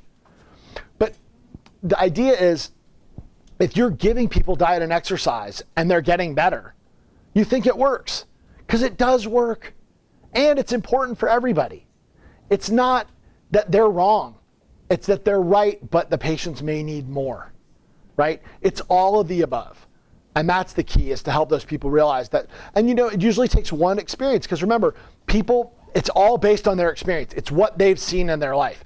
And then they meet somebody. I mean, I went to a lecture on medication-assisted treatment it was basically like abstinence-based doctors. Like, there's the big doctors who give talks at national conferences, and every one of them had a couple anecdotes about, oh yeah, in this case we kept them on the medicine. Oh yeah, in this one because they knew the patient and they knew it was the right thing, and they did it. When push came to shove, they made the right call.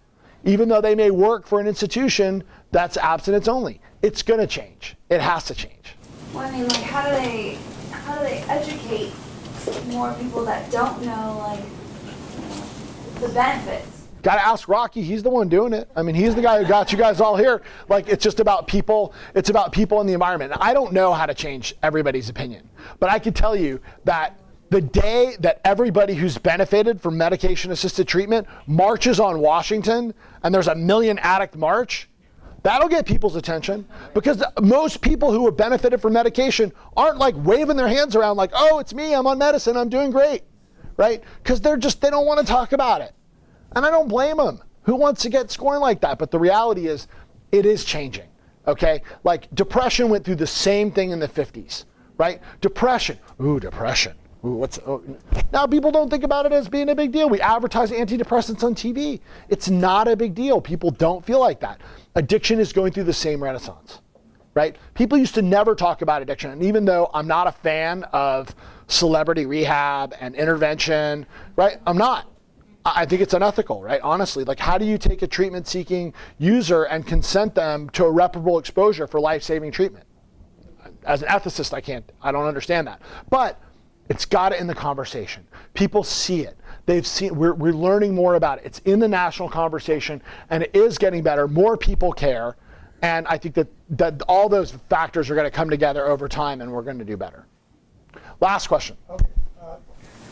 You mentioned about depression. A lot of addicts and alcoholics are self-medicating for depression or bipolar or whatever, and they don't even know they have it because until they get off the drug. So if they're on this medication, they may not even know they have depression until they come off of it. Because you said it treated depression. It can. Yeah, you can. And a lot of people don't know it until they get cleaner. That's right. And so we see that sometimes where people who they stop their medication and they're depressed, sometimes we could treat their depression with other antidepressants, right? It just depends. And by the way, our hypothesis is everybody should get the care that they need.